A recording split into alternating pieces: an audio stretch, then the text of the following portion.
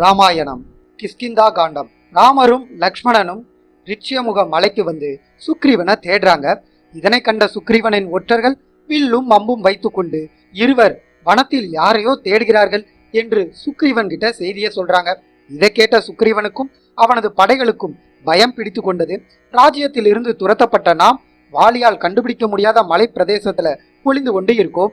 இங்கு நம்மை தேடி வாலி மாறு வேடத்தில் வந்திருப்பானோ, அல்லது வாலியின் நண்பர்கள் நம்மை அழிக்க இங்கு வந்திருக்கிறார்களோ அப்படின்னு சுக்ரீவன் பயப்படுறான். அவனது படைகள் பயந்து அங்கும் இங்கும் ஓடி ஒளிய இடம் தேர்றாங்க. அனுமன் சுக்ரீவனுடைய முதல் மந்திரி ஆவார். சுக்ரீவனுக்கு தைரியம் சொல்றார். வந்திருக்கும் இருவரை பற்றிய செய்தியை கேட்டால் அவர்கள் வாலியோ அவனது நண்பர்களோ இல்லை என்று எண்ணுகிறேன். அதனால் நாம் பயப்பட வேண்டியதில்லை. நான் சென்று அவர்களை பற்றிய தகவல்களை அவர்களிடமே கேட்டு தெரிந்து கொண்டு வர்றேன் அப்படின்னு கிளம்புறாரு. அனுமனிடமிருந்து வாலி வரவில்லை என்ற வார்த்தையை கேட்ட சுக்ரீவன் ரொம்பவே மகிழ்ச்சி அடைகிறான். மிகவும் சாமர்த்தியமாக அவர்களை பற்றிய உண்மைகளை அறிந்து கொண்டு வா. அவர்கள் அங்கும் இங்கும் அலைந்து தேடுவதை பார்த்தால் சிறிது பயமாக இருக்கிறது. ஜாக்கிரதையாக சென்று வா அப்படின்னு அனுப்பி வைக்கிறார். ராமர் இருக்கும் இடத்திற்கு அனுமன் ஒரு பிராமண வடிவம் எடுத்து போறார். தூரத்துல ராமரை கண்டதும் அனுமனின் உள்ளத்துல ஒரு புத்துணர்ச்சி உண்டாகியது. ராமரின் அருகில் வந்து அவரின் முகத்தை பார்த்ததும் அனுமன் பரவச நிலையை அடைகிறாரு. ராமன் உள்ளது உள்ளபடி உண்மையை பேச ஆரம்பிக்கிறார். இந்த காட்டுல சுக்ரீவன் என்ற வனராஜா தன் அண்ணனால் துரத்தப்பட்டு மறைந்து வாழ்ந்து வர்றார். அவருடைய மந்திரி நான். எனது பெயர் அனுமன். நான் வாயுவின் புத்திரன். எனது அரசனின் உத்தரவின்படி தங்களை பற்றி தெரிந்து கொள்ள மாறுவேடமிட்டு வந்திருக்கேன். நீங்கள் இந்த வனத்திற்கு தவம் செய்ய வந்த தபஸ்விகள் போல் மரவுரி தரித்து வேடமணிந்து வந்திருக்கீங்க. மனதை கவரும் ரூபம் கொண்ட நீங்கள் தேவ ரிஷிகளைப் போல கம்பீரமா இருக்கீங்க. நீங்கள் இந்த வனத்திற்கு வந்ததும் முன்பை விட இந்த வனம் மிகவும் அழகாக இருக்கின்றது. பெரிய ராஜ்யத்தை ஆட்சி செய்ய பிறந்தவர் போல இருக்கீங்க. உங்களுடைய பராக்கிரமத்தை பார்த்து இந்த காட்டில் இருக்கும் பல ஜீவன்கள் பயப்படுகின்றன. நீங்கள் யார், எங்கிருந்து வர்றீங்க அப்படின்னு அனுமன் இருவரிடமும் கேட்டு தன் சுய உருவை எடுத்துக்கொண்டார். ராமர் அனுமனின் பேச்சை ரசித்தார். அனுமனின் பணிவான வார்த்தைகளை கேட்ட ராமர் லக்ஷ்மணனிடம், இவர் பேசிய பேச்சின் அழகை பார்த்தாயா? எவ்வளவு சரியானபடி வார்த்தைகளை பயன்படுத்தி இலக்கணப்படி பேசுறார். வேதங்களை முறையாக கற்றவர் போல் பேசுறார். இவரின் பேச்சால் எனக்கு முழு நம்பிக்கை வந்திருக்கு. தூதர் என்பவர் இவரை போல இருக்கணும். இவரை தூதராக கொண்ட சுக்ரீவனுக்கு எந்த காலத்திலும் குறையே இருக்காது. நாம் சுக்ரீவனை தேடி வந்திருக்கோம். அவரே நம்மை தேடி தூதர் அனுப்பியிருக்கார். இவரிடம் நாம் யார் என்பதையும் சுக்ரீவனிடம் நட்பு தேடி வந்திருக்கிறோம் என்பதையும் சொல்லி அவர் இருக்கும் இடத்திற்கு நம்மை அழைத்து செல்ல அனுமதி பெற்றுக்கொள். நாம் விரைவில் அவரை சந்திக்க வேண்டும் அப்படின்னு சொல்லி முடிக்கிறாரு. ராமரை பற்றியும் தம்மை பற்றியும் அனுமனிடம் சொல்ல ஆரம்பித்தான் லக்ஷ்மணன். ராமர் எனது அண்ணன் அயோத்தியை ஆண்ட தசரதரின் மூத்த ராஜகுமாரன். தந்தையின் சத்தியத்தை காப்பாற்ற தற்போது வனவாசத்துல இருக்கார். இந்த நேரத்துல அவரது மனைவி சீதையை ராட்சசன் ஒருவன் ஏமாற்றி தூக்கி சென்று விட்டான். அவளை தேடி செல்லும் போது கபந்தன் என்ற ஒரு ராட்சசன் சாப விமோசனம் பெற்றான். சீதை இருக்கும் இடம் தெரியாமல் தேடிக்கொண்டிருக்கும் எங்களிடம் சுக்ரீவனின் நட்பை பெற்றுக்கொள்ளுங்கள். அவருக்கு நீங்கள் உதவி செய்யுங்கள். உங்களுக்கு அவர் உதவியும் செய்வார். சீதையை நீங்கள் மீட்டெடுக்கலாம் அப்படின்னு சொன்னான். அதன்படி சுக்ரீவனின் நட்பை பெற்றுக் கொள்வதற்காக சுக்ரீவனை தேடி இங்கே வந்திருக்கோம் அப்படின்னு சொல்லி முடிக்கிறார் லக்ஷ்மணன். அனுமன் சுக்ரீவனை பற்றி சொல்ல ஆரம்பிக்கிறார். சுக்ரீவன் தனது அண்ணன் வாலியினால் ராஜ்யத்தையும் மனைவியையும் இழந்து தற்போது காட்டுல மறைந்து வாழ்ந்து கொண்டிருக்கார். உங்கள் உதவியால் அவர் தனது ராஜ்யத்தையும் மனைவியையும் அடைவார். அவரது உதவியால் நீங்கள் உங்களது மனைவியை அடைவீர்கள். வாருங்கள், உங்களை சுக்ரீவன் கிட்ட அழைச்சிட்டு போறேன் அப்படின்னு சொல்லி தனது உடலை பெரிய உருவமாக மாற்றிக்கொண்டார் அனுமன். ராமர் லக்ஷ்மணன் இருவரையும் தனது தோள்கள் அமர வைத்து ரிச்சிய மலையில் இருந்து சுக்ரீவன் இருக்கும் மலைக்கு பறந்து சென்றார் அனுமன். சுக்ரீவனிடம் ராமரை பற்றிய அனைத்து விவரங்களையும் சொல்லி இவரிடம் நட்பை ஏற்படுத்தி கொண்டால் நீங்கள் இழந்த ராஜ்யத்தை அடையலாம் அப்படின்னு விரிவாக எடுத்து சொன்னார் அனுமன். ராமரை பார்த்ததும் சுக்ரீவன் பேச ஆரம்பிக்கிறான். ராஜகுமாரனே, வானரமான என்னுடைய நட்பை நீங்கள் தேடி வந்ததால இப்பொழுதே உங்களுடைய நட்பை ஏற்றுக்கொள்றேன். என்னுடைய நட்பையும் ஏற்றுக்கொள்ளுங்கள் அப்படின்னு தன்னோட கையை நீட்டார். இருவரும் கைகளை பிடித்து கொண்டு பேச ஆரம்பிக்கிறாங்க. சுக்ரீவன் தன்னுடைய அண்ணன் வாலியால் தனக்கு ஏற்பட்ட துக்கத்தை பகிர்ந்து கொண்டான்.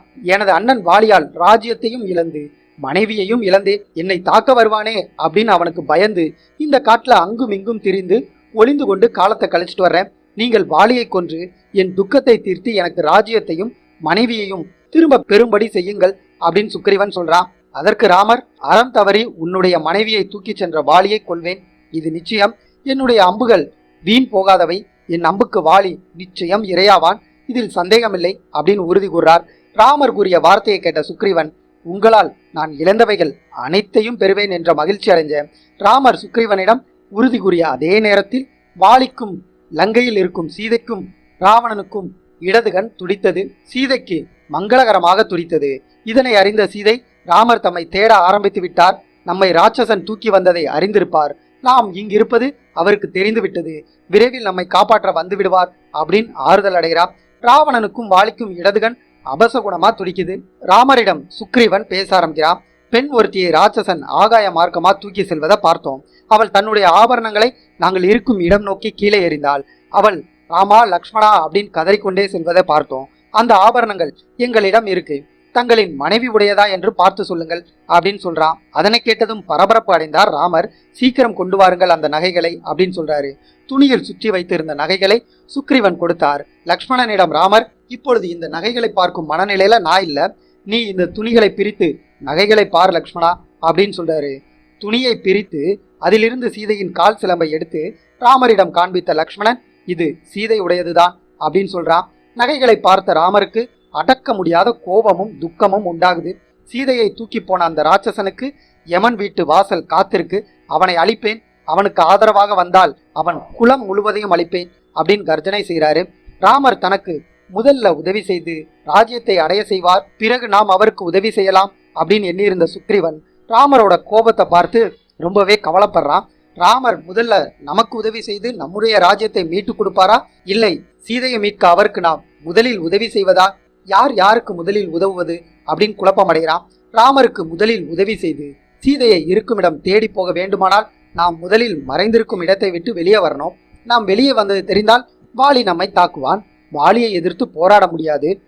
எனவே ராமரை நமக்கு முதல்ல உதவி செய்ய சொல்லி ராஜ்யத்தை அடைந்து விடுவோம், பிறகு நாம் அவருக்கு உதவி செய்து சீதையை தேடி கண்டுபிடிக்க உதவி செய்யலாம் அப்படின்னு முடிவெடுக்கிறான் சுக்ரீவன். ஆனால் இதனை எப்படி ராமர்கிட்ட சொல்வது? அவர் இருக்கும் துக்கத்திலும் கோபத்திலும் நமக்கு முதலில் உதவி செய்ய சொல்லி சொன்னால் நம்மை தவறாக நினைத்தால் என்ன செய்வது? இப்பொழுது ஆரம்பித்த நட்பு உடனடியாக முடிவுக்கு வந்து விடுமோ அப்படின்னு பயப்படுறான். ராமருடைய மனநிலைக்கு ஏற்றாற்போல் சமயோகிதத்துடன் பேச ஆரம்பிக்கிறான். ராமர்கிட்ட சுக்ரீவன், சீதையை தூக்கி சென்ற ராட்சசனின் பராக்கிரமம் என்ன, அவன் எங்க இருக்கான், அவன் சீதையை எங்கு வைத்திருக்கான் அப்படின்னு எதுவுமே தெரியாது. உங்களுக்கு நான் ஒரு சத்தியம் செய்து கொடுக்கிறேன், சீதை எங்கிருந்தாலும் அவர்களை தேடி கண்டுபிடித்து எதிர்த்து வரும் அந்த ராட்சசர்களை கொல்லும் வழியை தேடி அவர்களை மீட்க உங்களுக்கு நான் உதவுவேன். உங்களுக்கு சந்தேகம் வேண்டாம், அந்த ராட்சசனை கண்டுபிடித்து அவனது குலத்தையே அழிப்போம். உங்களது வீரமும் எனது படைபலமும் வீணா போகாது, தைரியமா இருங்க. துக்கமான நேரத்துல தைரியமுடன் இருக்கணும்.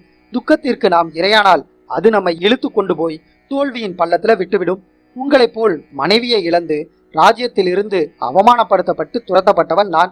என்னுடைய துக்கத்தை அடக்கி கொண்டு தைரியத்தை காத்து வர்றேன். வானரமான என்னால் முடியும் போது ராஜகுமாரனான உங்களால் உங்கள் மனதின் துக்கத்தை அடக்கி கொள்ள முடியும். உங்களுக்கு உபதேசம் செய்யும் தகுதி எனக்கில்ல, நண்பன் என்ற முறையில எனக்கு தோன்றுவதை உங்களுக்கு சொல்ல கடமைப்பட்டிருக்கேன் அப்படின்னு சொல்லி முடிக்கிறான். ராமருக்கு சுக்ரீவன் சொன்ன வார்த்தைகள் வேறு போல உள்ளத்துல பதியுது. சீதையின் ஆபரணங்களை கண்ட கலக்கத்துல இருந்து மீண்டு புத்துணர்ச்சி பெறார். தன் கண்கள்ல இறைந்த நீரை துடைத்து கொண்டு சுக்ரீவனை அணைத்து கொண்டார். உன்னுடைய சிறந்த நட்பை அடைந்தேன் சுக்ரீவா, சீதை இருக்கும் இடம் அறிந்து கொள்ளும் வழிய நீயே யோசிச்சு சொல்லு, உன் யோசனைப்படியே நடந்துக்கிறேன், அதுபோல உன் காரியத்தை என் காரியமாகவே நான் செய்வேன் அப்படின்னு சத்தியம் செய்து தர்ற அப்படின்னு சொல்றாரு. மேலும் உன்னோட கஷ்டத்தை தீர்க்கும் வழிய சொல்லு, அத உடனடியா செய்து முடிக்கிறேன், நம்முடைய நட்பு என்றைக்கும் பொய்க்காது அப்படின்னு ராமர் சுக்ரீவன் கிட்ட பேசி முடிக்கிறார். ராமரோட பேச்சை கேட்ட சுக்ரீவன் மகிழ்ச்சி அடைகிறான். அவனுடன் இருந்த மந்திரிகளும் படைகளும் தங்களுடைய துயரங்கள் நீங்கியது. சுக்ரீவன் மீண்டும் வானர ராஜ்யத்தை அடைவார் அப்படின்னு மகிழ்ச்சி அடைகிறாங்க. ராமர் கிட்ட சுக்ரீவன் தனது அண்ணன் வாலிக்கும் தனக்கும் உண்டான விரோதத்தை விவரமா எடுத்து சொல்ல ஆரம்பிக்கிறான். வாலி வானர அரசனாக கிஷ்கிந்த நாட்டை ஆண்டு வந்தான். மிகவும் வலிமையானவன், பராக்கிரமசாலி.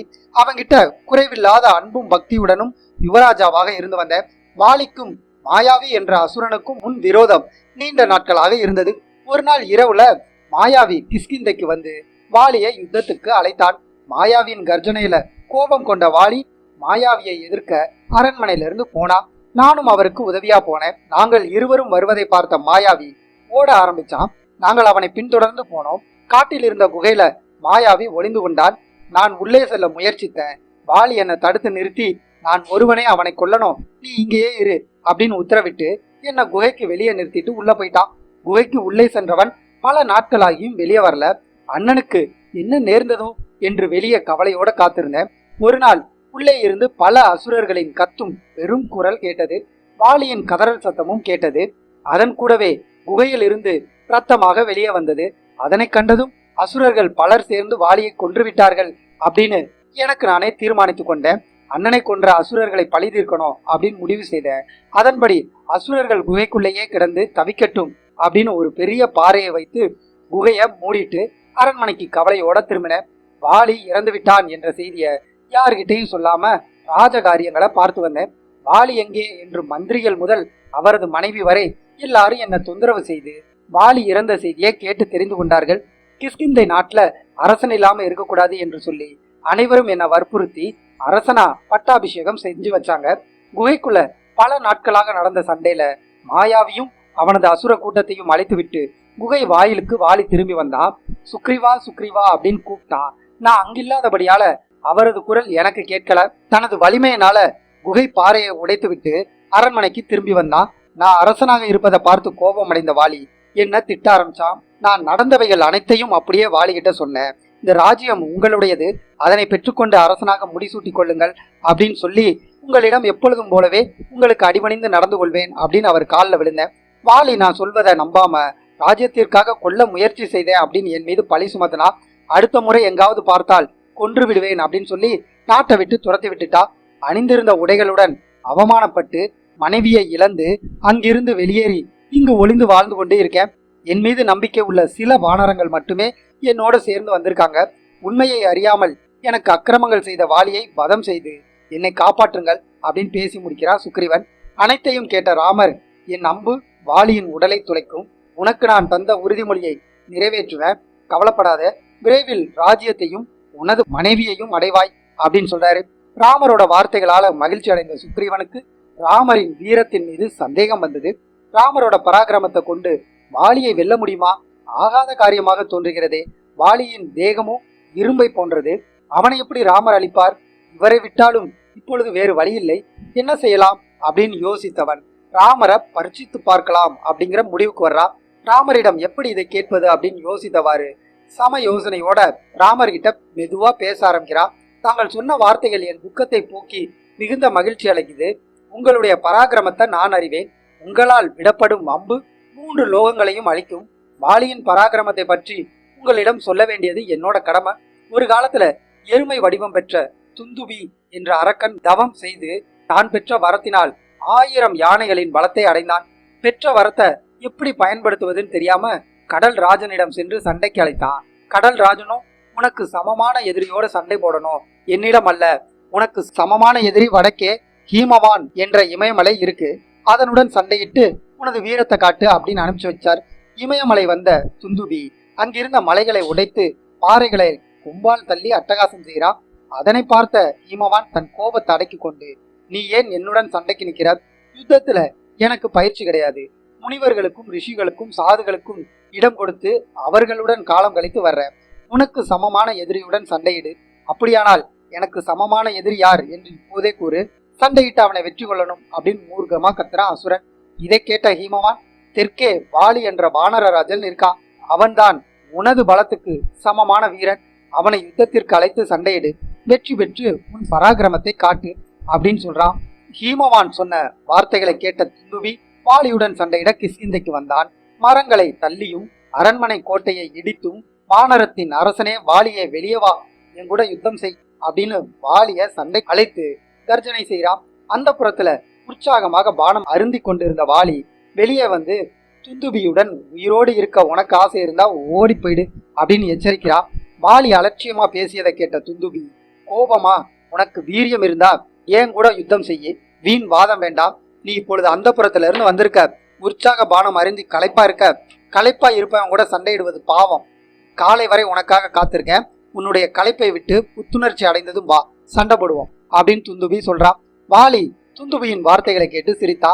நான் உற்சாக பானம் அருந்திருக்கேன், அது உண்மைதான், சண்டையிட நீ விரும்பினால் இப்போதே சண்டையிடலாம் வா அப்படின்னு சொல்லி அசுரனை பிடித்து தூக்கி தரையில எறிந்தான். ரத்தம் கக்கி விழுந்த அசுரன் மீண்டும் எழுந்து சண்டைக்கு வர சில கணத்துல அடித்தே கொன்றான் வாலி. 1000 யானைகளின் பலம் பெற்ற அசுரனை சில கணங்கள்ல கொன்று விட்டான் வாலி. அவ்வளவு பெரிய பராக்கிரமசாலி. செத்து விழுந்த துந்துவி அசுரனை தூக்கி வீசினான் வாலி. அசுரன் ஒரு யோஜன தூரம் போய் விழுறான். அசுரன் விழுந்த இடத்துல தெரித்த ரத்த துளிகள் காற்றுல பரவி அருகில் இருந்த மதங்க முனிவரின் ஆசிரமத்துல விழுந்தது. இதனை கண்ட முனிவர் இதனை செய்தது யார் அப்படின்னு கோபம் கொண்டார். இந்த ஆசிரமம் இருக்கும் காட்டுக்குள்ள வாலி வந்தால் இறந்து விடுவான் அப்படின்னு வாலிய சபித்து விட்டார் மதங்க முனிவர். அருகில்தான் மதங்க முனிவரின் ஆசிரமம் இருக்குது. முனிவர் சாபமிட்ட இடமே இது. முனிவரின் சாபத்தினால் வாலி பயந்து இங்க வரமாட்டான் அப்படின்னு சொல்லி இந்த இடத்துல நாங்க ஒளிந்து வாழ்ந்து கொண்டிருக்கோம். வாலி அதிகாலையில எழுந்து ஒரே முகூர்த்தத்துல 4 பக்கங்களிலும் இருக்கும் கடல்களையும் தாவி சென்று சந்தியாவந்தனம் செய்து முடிப்பான். ஒரு திசை கடல்ல இருந்து அடுத்த திசை கடலுக்கு ஒரே தாவல்ல சென்று விடுவான். தன்னுடைய உடல் பலத்தை காட்டும் வகையில மலை பாறைகளை பந்து போல மேலே எரிந்து விளையாடுவான். பெரிய மரங்களை புல்லை புடுங்குவது போல புடுங்கி விளையாடுவான்.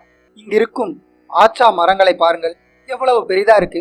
வாலி இந்த மரத்தின ஒரே கையால் பீத்து விடுவான். மரத்தை லேசாக அசைத்தால் மரத்தில் உள்ள இலைகள் எல்லாம் அதிர்ந்து விழுந்து விடும் அப்படின்னு வாலியோட பராக்கிரமத்தை சொல்லி முடிக்கிறான் சுக்ரீவன். லக்ஷ்மணனுக்கு சுக்ரீவன் பேசிய பேச்சிலிருந்து வாலியை நினைத்து மிகவும் பயப்படுறான். ராமரோட வீரத்தின் மீது சுக்ரீவனுக்கு சந்தேகம் இருக்கு அப்படிங்கிறதையும் புரிந்து கொண்டான். சுக்ரீவனிடம் உங்கள் சந்தேகம் தீர ராமரின் பலத்தை நீங்கள் சோதித்து பார்க்கலாம் அப்படின்னு சொல்றான். இதற்கு சுக்ரீவன், நான் ராமரிடம் சரணடைந்து விட்டேன். ராமரின் வீரத்தின் மீது எனக்கு சந்தேகம் இல்லை. ஆனா வாலியின் வீரத்தையும் பராக்கிரமத்தையும் நான் நேர்ல பார்த்திருக்கேன். அவனை நினைக்கும் போதெல்லாம் நான் பயப்படுறேன் அப்படின்னு சொல்றான். ராமர் சுக்ரீவனுடைய பயத்தையும் சந்தேகத்தையும் போக்க முடிவு செய்து துந்துபி அரக்கனின் உடலை போல 10 மடங்கு பெரிய பொருள் ஒன்றை ராமர் தனது கால் கட்டை விரலால் நெம்பி தூக்கி எறிகிறாரு. இந்த மரம் 10 யோஜன தூரம் சென்று விழுது. பிறகு தன்னோட வில்ல அம்ப தொடுக்கிறாரு. சுக்ரீவன் காட்டிய மிகப்பெரிய ஆச்சா மரத்தை நோக்கி அம்பு எய்தார். அந்த அம்பு மரத்தையும் அதன் பின்னால் இருந்து மேலும் 6 ஆச்சா மரங்களையும் சேர்த்து மொத்தம் 7 மரங்களையும் ஒன்றாக துளைத்து வெளியே வந்து மீண்டும் ராமரின் அம்பாரிக்குள் வந்துவிட்டது. இதை கண்டு சுக்ரீவன் பரவசம் அடைகிறான். வாலியின் வஜ்ரம் போன்ற உடலை ராமரின் அம்பு துளைக்கும் அப்படின்னு நம்புறான். உங்கள் பராக்கிரமத்தை கண்ணால கண்ட அப்படின்னு ராமரோட காலில் விழுந்து வணங்கி வாலியை அழித்து என்னை காப்பாற்றுவீங்க அப்படின்னு நான் நம்புறேன் அப்படின்னு சொல்றான். ராமர்கிட்ட சுக்ரீவன் வாலியை பற்றி வேறொரு முக்கியமான செய்தியை தங்களிடம் சொல்லணும் அப்படின்னு சொல்ல ஆரம்பிக்கிறான். வாலி மிகப்பெரிய சிவபக்தன். சிவனை நோக்கி பெரும் தவங்கள் செய்திருக்கிறான். கையிலில் உள்ள சிவபெருமானின் அருளை பெற்றவன். முன்பொரு முறை அமிர்தம் பெறுவதற்கு பார்க்கடலை கடையும் போது வாலி தேவர்களுக்கு உதவி செய்தான். அதனால் பஞ்சபூதங்களின் வலிமையும் பெற்றான். தனது தந்தையான இந்திரனிடம் வாலி ஒரு வரத்தை பெற்றிருக்கான். அந்த வரத்தின்படி வாலியுடன் யுத்தம் செய்பவர்களின் சக்தியில பாதி சக்தி வாலிக்கு போயிரும். அதனால மிக சிறந்த சிவபக்தனும் வலிமையும் அதிகாரமும் கொண்ட ராட்சசர்களின் தலைவனான ராவணன் கூட வாலி இருக்கும் பக்கம் வருவதே இல்லை. நீங்கள் வாலியின் மீது அம்பு எய்ய அவன் எதிரே நின்றால் வாலி பெற்ற வரத்தின்படி உங்கள் சக்தி பாதி வாலிக்கு போயிரும். ஏற்கனவே வாலி மிகவும் பராக்கிரமசாலி. உங்களின் பாதி சக்தியும் வாலியோட சேர்ந்தா அவன் இன்னும் பராக்கிரமசாலி ஆயிடுவான். அதன் பிறகு அவனை யாராலும் அழிக்க முடியாது அப்படின்னு சொல்லி முடிக்கிறான். அதற்கு ராமர், வாலியின் உடலை எனது அம்பு துளைத்து அழிக்கும், சந்தேகமோ பயமோ வேண்டாம் அப்படின்னு சொல்றாரு. ராமரின் வார்த்தைகளை கேட்ட சுக்ரீவனுக்குள் அப்போதே வெற்றி பெற்று விட்டது போன்ற பூரிப்பு ஏற்படுது. ராமன் கிட்ட அனுமன் பேச ஆரம்பிக்கிறார். முதல்ல வாலியை கொன்று பிறகு சுக்ரீவனுக்கு முடிசூட்டணும். சுக்ரீவன் அரசனாவான். அவன் ஆணை பிறப்பித்ததும் எண்ண முடியாத எண்ணிக்கையில அடங்காத மிகப்பெரிய வானர படைகள் ஒன்று சேர்வாங்க. அவர்கள் அனைவரையும் ஒரே சமயத்துல 4 திக்குகளுக்கும் அனுப்பி வைத்தால் விரைவில் சீதையை கண்டுபிடித்து விடலாம் அப்படின்னு சொல்றாரு. ராமரும் அனுமனும் சொல்வது சரிதான் என்று ஏற்றுக்கொண்டார்.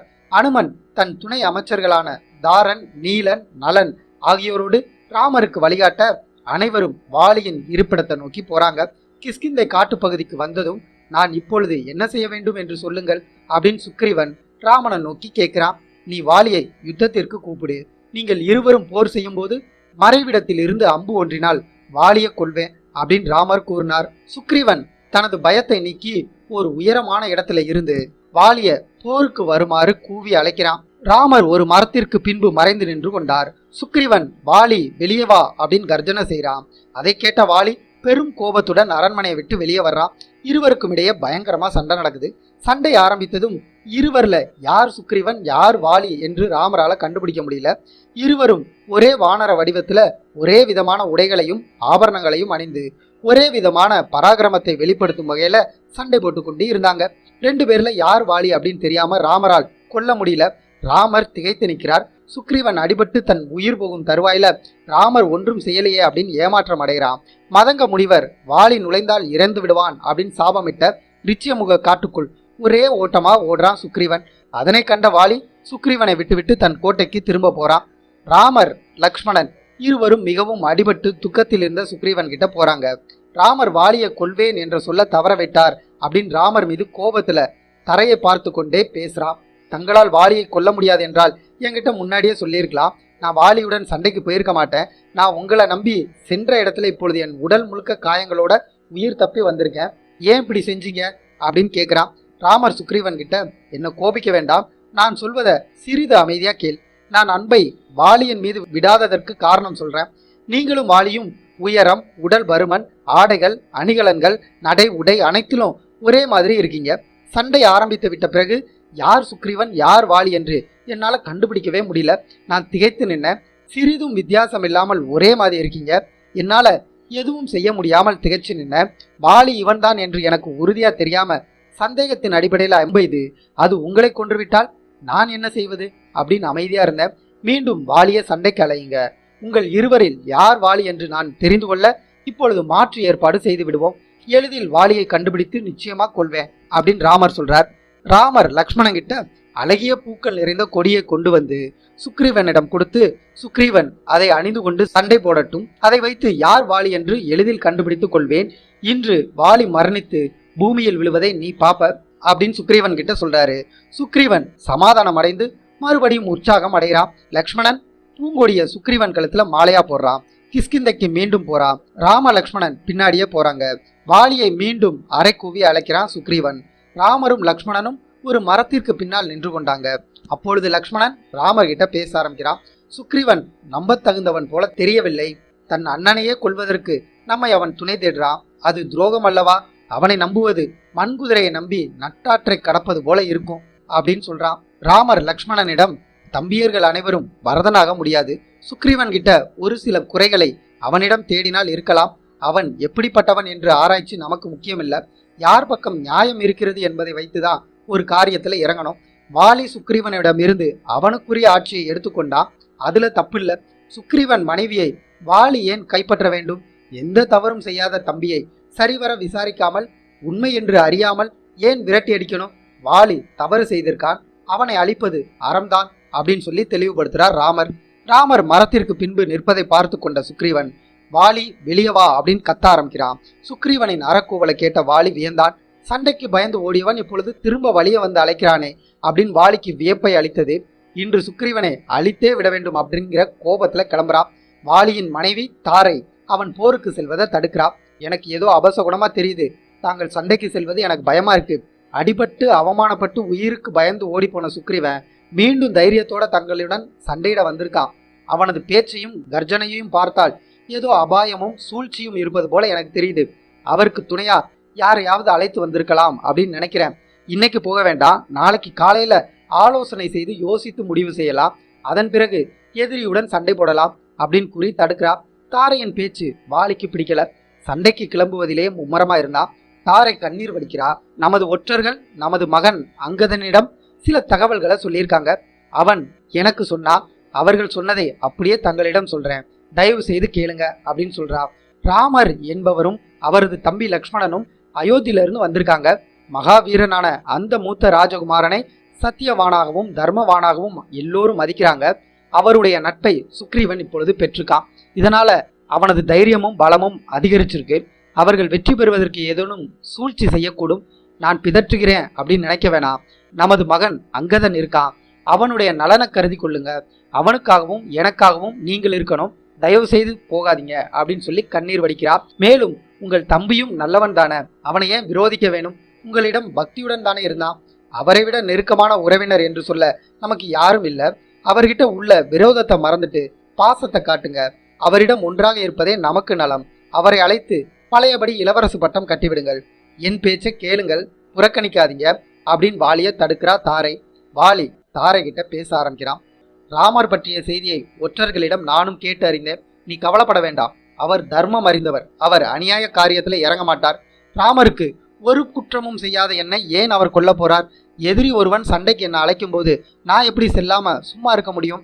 அதனை விட உயிரை விடுவதே மேல். உனக்காக வேண்டுமானால் சுக்ரீவனின் கர்வத்தை அடக்கி அவனை கொல்லாமல் அப்படியே விட்டுட்டு வர்றேன். அவன் போடும் கூக்குரல் அட்டகாசம் தாங்க முடியல. அவனை அடக்கி வெற்றியோட திரும்பி வர்றேன். பயப்பட வேண்டாம். மங்கள வார்த்தைகளை சொல்லி என்னை வழி அனுப்பு, என்னை தடுக்காதே அப்படின்னு சொல்லி கிளம்புறான் வாலி. தாரை கண்கள்ல கண்ணீருடன் வாலியை வலம் வந்து நடப்பது நல்லதாக நடக்கட்டும் அப்படின்னு மங்கள வார்த்தைகளை சொல்லி கவலையோட வழி அனுப்பி வைக்கிறான். வாலி சுக்ரீவன் இருக்கும் இடம் வந்து சேர்றான். ராமர் இருக்கும் தைரியத்துல சுக்ரீவன் வாலியை நோக்கி வேகமா வர்றான். இருவருக்கும் இடையே சண்டை மூர்க்கமா நடைபெறுது. சிறிது நேரத்துல வாலியோட பலம் அதிகரிக்குது, சுக்ரீவனோட பலம் குறைய ஆரம்பிக்குது. இதனை கண்ட ராமர் இனியும் தாமதித்தால் சுக்ரீவன் தாங்க மாட்டான் அப்படின்னு நினைச்சு தன்னோட அம்பை வாலிக்கு குறிவைத்து விடுத்தார். அம்பு ஆச்சா மரத்தை துளைத்தது போல வாலியின் வஜ்ரம் போன்ற உடலை துளைத்து பட்டமரம் வீழ்வது போல வாலி கீழே விழுறான். தன் மீது அம்பு எய்தது யார் என்று 4 பக்கமும் தேடுறான் வாலி. அப்பொழுது ராமர் லக்ஷ்மணன் இருவரும் வாலியின் அருகில வர்றாங்க. தன் மீது ராமர் தான் அம்பு எய்திருக்கிறார் என்பதை உணர்ந்த வாலி ராமர்கிட்ட பேச ஆரம்பிக்கிறான். உத்தம குலத்துல தசரதரோட புத்திரனா பிறந்த உமது நற்குணங்களும் ஒழுக்கமும் உலகம் அறிந்தது. நல்ல அரச குடும்பத்துல பிறந்து இப்படி ஒரு பாவத்தை செய்து அரச பதவிக்கு தகுதியானவன் இல்ல அப்படின்னு காட்டிட்டேயே. நீ முறை தவறி என்னை கொன்று பெரும் பாவத்தை செய்துட்ட. தர்மத்தை கடைபிடிக்கும் நீ ஏன் இப்படி செய்தாய்? உன்னிடமா நான் சண்டையிட்டு கொண்டிருந்தேன். நான் மற்றொருவனிடம் மனம் ஒன்றி சண்டையிட்டு கொண்டிருக்கேல என் கண்களுக்கு தெரியாம மறைந்திருந்து என் மேல அம்பு எய்து கொன்றுட்ட. என் முன்பு நின்று என்னுடன் சண்டையிட்டு இருந்தால் இந்நேரம் என்னால் கொல்லப்பட்டிருப்பாய். நான் தனிப்பட்ட முறையில உனக்கு எந்த தீங்கும் செய்யல. உன்னுடைய நாட்டிற்கோ நகரத்திற்கோ நான் எந்த தீங்கும் செய்யல. அப்படி இருக்கும்போது என்னை கொல்ல உனக்கு என்ன அதிகாரம் இருக்கு அப்படின்னு கடுமையான வார்த்தைகளால ராமன் கிட்ட பேசினா வாலி. ராமர் வாலியிடம் பதில் சொல்ல ஆரம்பிக்கிறார். மலைகள், காடுகள், நதிகள் உட்பட இந்த முழு பூமியும் அதில் உள்ள அனைத்தும் இஸ்வாகு வம்சத்தினரின் ஆட்சிக்கு உட்பட்டது. இஸ்வாகு வம்ச அரசர்களுக்கு தவறு செய்யும் எல்லா மனிதர்களையும் விலங்குகளையும் தண்டிப்பதற்கான முழு அதிகாரம் உள்ளது. இஸ்வாகு குலத்தின் ராஜகுமாரனான எனக்கு மன்னரான பரதனின் கட்டளைப்படி நீதியில் இருந்து விலகியோரை தண்டிக்கும் அதிகாரம் உண்டு. காமத்தாலும் பேராசையிலாலும் நீ பாவகரமான செயல்களை செஞ்சிருக்க. குறிப்பா உனது இளைய சகோதரன் சுக்ரீவனின் மனைவியான ரூமாவை கைப்பற்றி அவளை உனது மனைவியாக்கி கொண்டாய். இந்த ஒரு பாவச் செயல் போதும் உன்னை நான் தண்டிப்பதற்கு. மகள், மருமகள், சகோதரி, சகோதரனின் மனைவி ஆகியோருடன் உறவு வைப்பவர்களுக்கு மரணமே தகுந்த தண்டனை.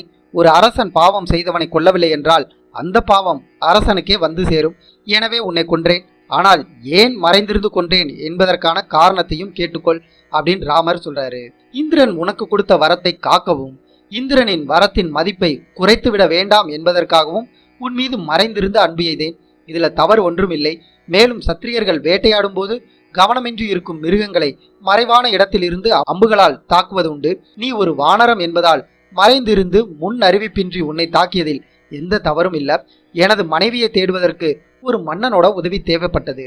தர்ம சாஸ்திரங்களின்படி ஒரு மன்னன் தனது எதிரியை வெற்றி கொள்வதற்கு மற்றொரு மன்னனின் உதவியை நாடலாம். அதன்படி சுக்ரீவனை சந்தித்து நட்பு கொண்டேன். சுக்ரீவன் முதலில் என்னை சரணடைந்து தனக்கு உதவுமாறு வேண்டிக் கொண்டான். உன்னை கொள்வதாக சுக்ரீவனுக்கு நான் வாக்குறுதி கொடுத்தேன். சத்திரியன் கொடுத்த வாக்கை மீறுவதில்லை என்பதால அந்த வாக்கை தற்போது நிறைவேற்றியுள்ளேன்.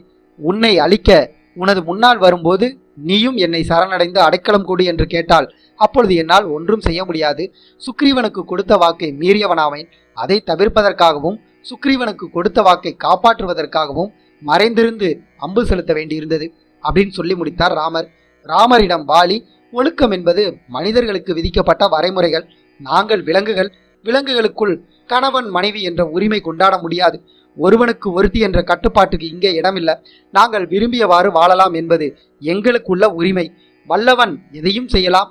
நாங்கள் இயற்கையின் விதிகளுக்கு உட்பட்டு வாழ்பவர்கள். மனிதனுக்கு சொல்லப்பட்ட அளவுகோல்கள் வைத்து எங்களை அளப்பதில் நியாயமில்லை அப்படின்னு வாலி சொல்றான். அதற்கு ராமர், மிருகம் மனிதன் என்பது உடலை பற்றியது. ஆனால் சத்தியம் எல்லாருக்கும் ஒண்ணுதான். தம்பியின் தாரத்தை தங்கையாக மதிக்கணும். நீ அவளை துணைவியாக ஆக்கி கொண்டாய். பிறர் மனைவியை விரும்பும் அற்பத்தனம் உன்னிடம் அமைந்துள்ளது. நீ உயிர் வாழ தகுதியானவன் அல்ல. விலங்கு என்று சொல்லி தப்பித்து கொள்ள முடியாது அப்படின்னு ராமர் சொல்றாரு. ராமரோட பதில்ல திருப்தி அடைந்த வாலி அடுத்த கேள்வி கேட்கிறான். உனது மனைவியை தூக்கி சென்ற ராவணனை கொல்வதற்கு என் நட்பை நீ தேடியிருக்கலாம். ஒரு கணத்துல ராவணனை கயிற்றால கட்டி தூக்கி வந்திருப்பேன். சிங்கத்தை துணையாக வைத்துக் கொள்வதை விட்டுவிட்டு சிறு முயலை நம்பிவிட்டாய். உன்னிடம் முன் யோசனை இல்லை அப்படின்னு வாலி சொல்றான். அதுக்கு ராமர் பற்களை குத்தி தூய்மைப்படுத்த சிறு துரும்பு போதும், எனக்கு உலக்கை தேவையில்லை, அதுபோல ராவணனை அழிக்க எனக்கு நீ தேவையில்லை, உன் தம்பியே போதும் அப்படின்னு சொல்றாரு. அதன் பிறகு ராமர் தவறு செய்திருக்க மாட்டார், தவறு தன்னுடையதுதான் அப்படின்னு வாலி உணர்ந்து மனம் மாறி ராமரிடம் நான் தவறு செய்திருந்தால் என்னை மன்னிச்சிருங்க அப்படின்னு சொல்றான். இதை தாண்டி வாலிய ராமர் தாக்கியதற்கு வேறு சில காரணங்களும் உள்ளது. முதல்ல வாலி யாராலும் எதிர்த்து வெற்றி கொள்ள முடியாத தன்னை விஷ்ணு அவதாரம் எடுத்து அழிக்கணும் அப்படின்னு விரும்பியிருந்தான். இரண்டாவது, ராவணனால் வாலியை எதிர்க்க முடியாமல் அவனை அழிக்க சில அரக்கர்களை அனுப்பி பல தந்திரங்களையும் செய்தான் ராவணன். அதன் காரணமாகவே வாலியும் சுக்ரீவனும் பிரிந்து சண்டையிட்டு கொண்டனர். பல ஆண்டுகளுக்கு முன்பு இந்திரனிடம் வாலி வரம் பெற்றதும் ராகுவிற்கும் வாலிக்கும் சண்டை ஏற்பட்டது. அதில் தோற்ற ராகு வாலியிடம் உனது மரணத்திற்கு நானே காரணமா இருப்பேன் அப்படின்னு சாபம் ஏற்றிருந்தான். வாலியும் சுக்ரீவனும் சண்டையிட்டு பிரிந்த நேரத்துல ராகு தன் விட்ட சாபத்தின்படி வாலியின் மனதில் சுக்ரீவனின் மனைவி மீது ஆசை ஏற்படும்படி தூண்டிவிட்டான். அதன்படியே சுக்ரீவனின் மனைவி மீது ஆசைப்பட்டு அறநெறி தவறி வாழத் தொடங்கினான். இந்த நிகழ்வினால் ராகுவின் சாபம் நிறைவேறியது, ராவணனின் தந்திரம் நிறைவேறியது. வாலியின் ஆசைப்படி விஷ்ணுவின் கையாலேயே மரணமும் அடைகிறான். ராமரால் வாலி கொல்லப்பட்டான் அப்படிங்கிற செய்தி கிஷ்கிந்தைக்கு தெரிந்தது. இந்த செய்தியை கேட்டதும் தாரை நடுநடுங்கி போனால். தன் மகன் அங்கதனுடன் தனது அறையில் இருந்து வெளியே வந்தாள். கிஷ்கிந்தையில் வானரங்கள் அங்குமிங்கும் பயந்து ஓடினார்கள். வானர சிங்கமான வாலி யுத்தத்திற்கு செல்லும் போது அவருக்கு முன்பாக செல்வீர்கள், இப்பொழுது தனியாக இருக்கும் அவர் இருக்கும் இடம் செல்லாமல் பயந்து ஓடுறீங்க, நில்லுங்க, ஓடாதீங்க அப்படின்னு தாரை அவர்களிடம் பேச ஆரம்பிக்கிறார். சுக்ரீவனை அரசனாக்குவதற்காக வாலியை கொன்றார் ராமர். அவரால் உங்களுக்கு எந்த விதமான ஆபத்தும் இல்லை, ராமரை கண்டு நீங்கள் அனாவசியமாக பயந்து ஓட வேண்டாம் அப்படின்னு வானரங்களுக்கு தைரியம் கொடுத்த பிறகு அங்கிருந்து சண்டை நடந்த இடத்துக்கு செல்ல ஆயத்தமானால். வானரங்கள் அவளை தடுத்தார்கள். வாலியின் மகன் அங்கதனுக்கு பட்டாபிஷேகம் செய்து முதல்ல அரசனாக்கிவிட்டு கோட்டையை பத்திரப்படுத்துவோம், பிறகு சுக்ரீவனும் அவர்களுக்கு துணையாய் இருப்பவர்களும் நமது நாட்டை அவர்கள் கைப்பற்றாமல் காப்பாற்றுவோம் அப்படின்னு சொல்றாங்க. அதற்கு தாரை, என் கணவர் வாலி இறந்த பிறகு அங்கதனால் எனக்கு ஒன்றும் ஆக வேண்டியது இல்லை, அரசாட்சியால் எனக்கு என்ன பயன், நான் உயிரோடு இருந்து ஆகப்போவதென்ன, ராமனால் கொல்லப்பட்ட வாலியை காண்பதற்காக செல்கிறேன் அப்படின்னு கதறி அழுதபடி நேரா சண்டை நடந்த இடத்துக்கு விரைந்து போறா. தரையில் கிடந்த வாலியை பார்த்து துக்கத்தை அடக்கி கொள்ள முடியாம கதறி அழுறா. வாலியின் குமாரன் அங்கதனும் தாரையுடன் கதறி அழுறா. இந்த காட்சியை கண்ட சுக்ரீவனுடைய உள்ளத்துல தவறு செய்து விட்டோமோ அப்படின்னு உணர்ச்சி ஏற்படுது. அதற்கு மரண தருவாயில் இருந்த வாலி கண்ணை திறந்து சுக்ரீவனை பார்த்து மெதுவா பேச ஆரம்பிக்கிறான்.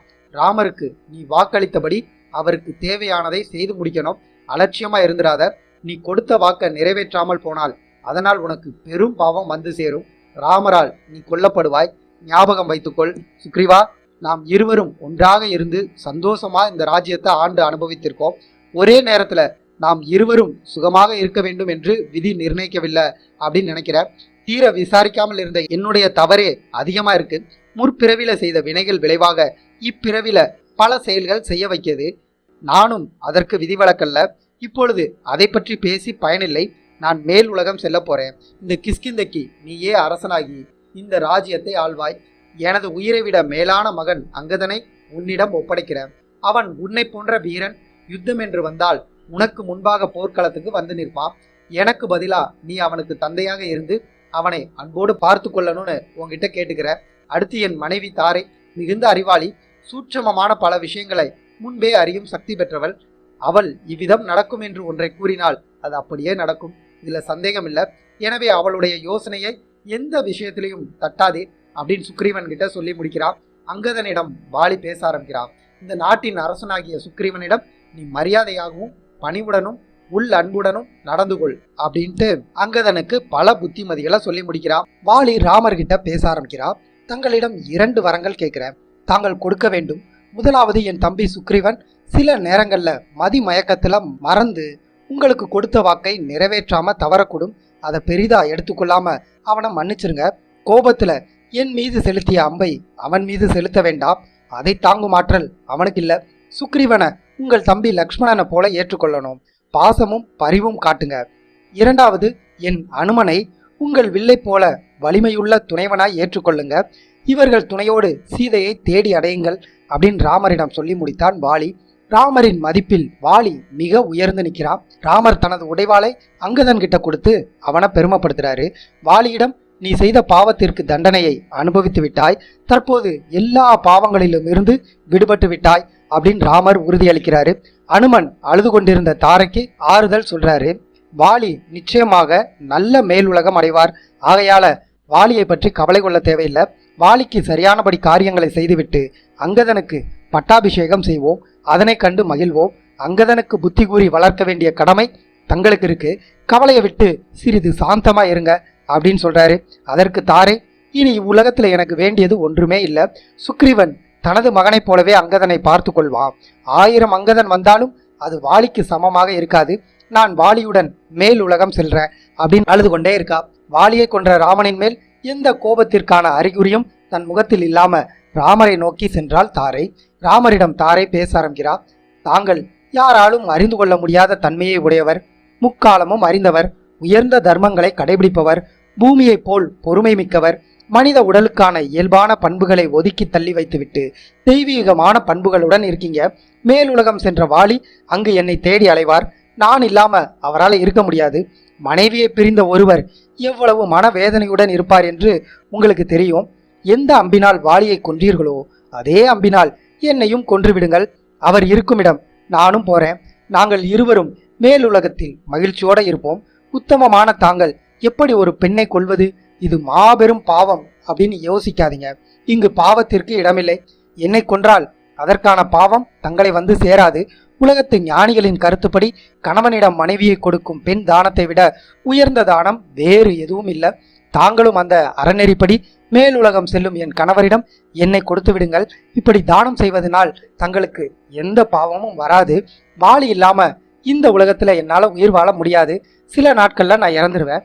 இப்பொழுதே நீங்கள் என்னை கொன்று பெண் தானம் செய்து புண்ணியத்தை பெற்றுக்கொள்ளுங்கள் அப்படின்னு ராமர்கிட்ட சொல்லி முடிக்கிறார். ராமர் தாரையிடம் பேச ஆரம்பிக்கிறார். இறப்பு பற்றி இது போன்ற தவறான எண்ணத்திற்கு இடம் கொடுக்காதீங்க. பிரம்மா தான் இந்த உலகத்தை படைத்து இங்குள்ள அனைத்து சுக துக்கங்களையும் கொடுக்கிறார். 3 உலகத்தில் உள்ளவர்களுக்கும் பிரம்மாவின் விதியை மீறி செயல்படுவதில்லை. ஏனென்றால் எல்லோரும் அவர் வசத்துல இருக்காங்க. இனிவரும் காலத்துல உனது மகன் இளவரசனாக பட்டம் சூட்டப்படுவா. நீ முன்பு இருந்தது போல மகிழ்ச்சியுடனும் திருப்தியுடனும் இருப்ப. உனது விதி பிரம்மாவினால் இவ்வாறு தான் எழுதப்பட்டிருக்கு. மகாவீரனுடைய மனைவிகள் இவ்வாறு வேதனைப்படக்கூடாது, வருந்தாதீங்க அப்படின்னு தாரையிடம் ராமர் சொல்றாரு. நடப்பவற்றை முன்பே அறியும் திறன் கொண்ட தாரைக்கு வந்திருப்பது மகாவிஷ்ணுவின் அவதாரம் என்பதை அறிந்து கொண்டு ராமரை வணங்குறார். ராமரின் பேச்சு தாரைக்கு ஆறுதலை தந்தது. தனது அழுகையை விட்டு மௌனமானா.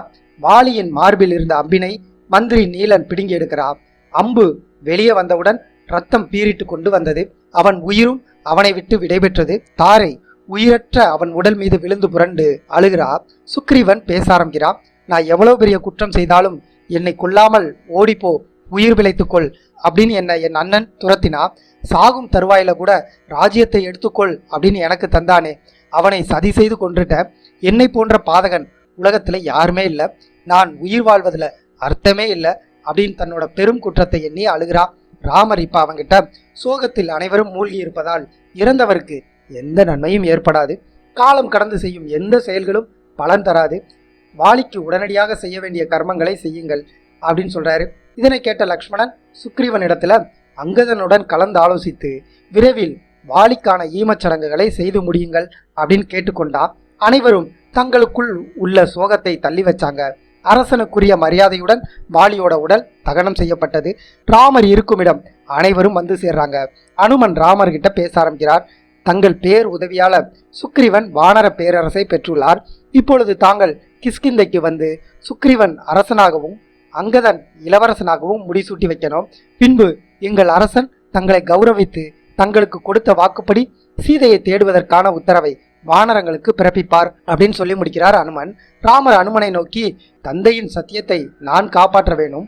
அதனால 14 ஆண்டு காலம் எந்த கிராமம் மற்றும் நகரத்துக்குள்ளும் வரமாட்டேன். நீங்கள் மட்டும் சென்று உங்கள் மரபுப்படி சுக்ரீவனுக்கு பட்டாபிஷேகம் செய்யுங்க. சுக்ரீவனுக்கும் அங்கதனுக்கும் வானரங்களின் மரபுப்படி பட்டாபிஷேகம் செய்யப்படுது. பட்டாபிஷேகம் முடிந்ததும் ராமரிடம் சென்ற சுக்ரீவன் தனது வணக்கத்தை தெரிவித்துக் கொண்டான். அப்பொழுது மழைக்காலம் ஆரம்பித்து விட்டது. மழையால வெள்ளம் காட்டுக்குள்ள பெருக்கெடுத்து ஓடுது. செல்லும் பாதைகள் எல்லாம் தடைபட்டு கிடக்குது. இதனால சீதையை தேடும் பணி மேலும் சிறிது நாட்கள் தள்ளி போனது. ராமர் இதனால சிறிது வருத்தப்பட்டார். மழைக்காலத்துல இப்பொழுது சீதையை தேட சென்றால் அனைவருக்கும் கடினமா இருக்கும். எனவே மழைக்காலம் முடிந்ததும் தேட ஆரம்பிக்கலாம். அதுவரை நாங்கள் காட்டிலேயே இருக்கோம் அப்படின்னு சொல்லி சுக்ரீவனை ராமர் அனுப்பி வைத்தார். ராமரும் லக்ஷ்மணனும் மழைக்காலத்துல பாதுகாப்பாக குகைக்குள்ள இருந்தாங்க. சீதையை தேடுவதற்கான காலம் விரைவில் வரும் அப்படின்னு லக்ஷ்மணன் வருத்தத்தோடு இருந்த ராமருக்கு அடிக்கடி ஆறுதல் சொல்லிக் கொண்டே இருந்தான். 4 மாத மழைக்காலம் முடிவுக்கு வந்தது. பறவைகளும் மிருகங்களும் வெளியில் திரிந்து விளையாட ஆரம்பிக்குது. கிஷ்கிந்தேல வாலி இறந்த துக்கத்தை மறந்து சுக்ரீவன், தாரை உட்பட வானரங்கள் அனைவரும் சீரும் சிறப்புமா மகிழ்ச்சியோட இருக்காங்க. ராமருடைய காரியத்தை அனுமன் மட்டும் மறக்காம மிகவும் கவலைப்பட்டான். ராமருக்கு கொடுத்த வாக்கை பற்றி சுக்ரீவனிடம் மெதுவாக பேசுவதற்கு தக்க சமயத்திற்காக காத்து கொண்டு இருந்தான். ராஜகாரியங்கள் அனைத்தையும் மந்திரிகளுடன் ஒப்படைத்துவிட்டு போகத்தில் மூழ்கி கிடந்த சுக்ரீவனிடம் சென்று அனுமன் மெதுவா பேச ஆரம்பிக்கிறாரு. ராமர், உங்களுடைய எதிரியை அழித்ததை தாங்கள் நினைவில் வைத்துக் கொள்ளணும். பெரிய அபாயத்தை கருதாமல் தங்களுக்கு வாக்களித்தபடி வாலியை உடனடியாக கொன்றுவிட்டார் ராமர். இதன் காரணமாக முன்னோர்கள் அனுபவித்த ராஜ்யத்தை நீங்கள் அடைஞ்சிட்டீங்க, பேரும் புகழும் பெற்றுட்டீங்க. உங்களுடைய அதிகாரம் நிரந்தரமாயிருச்சு.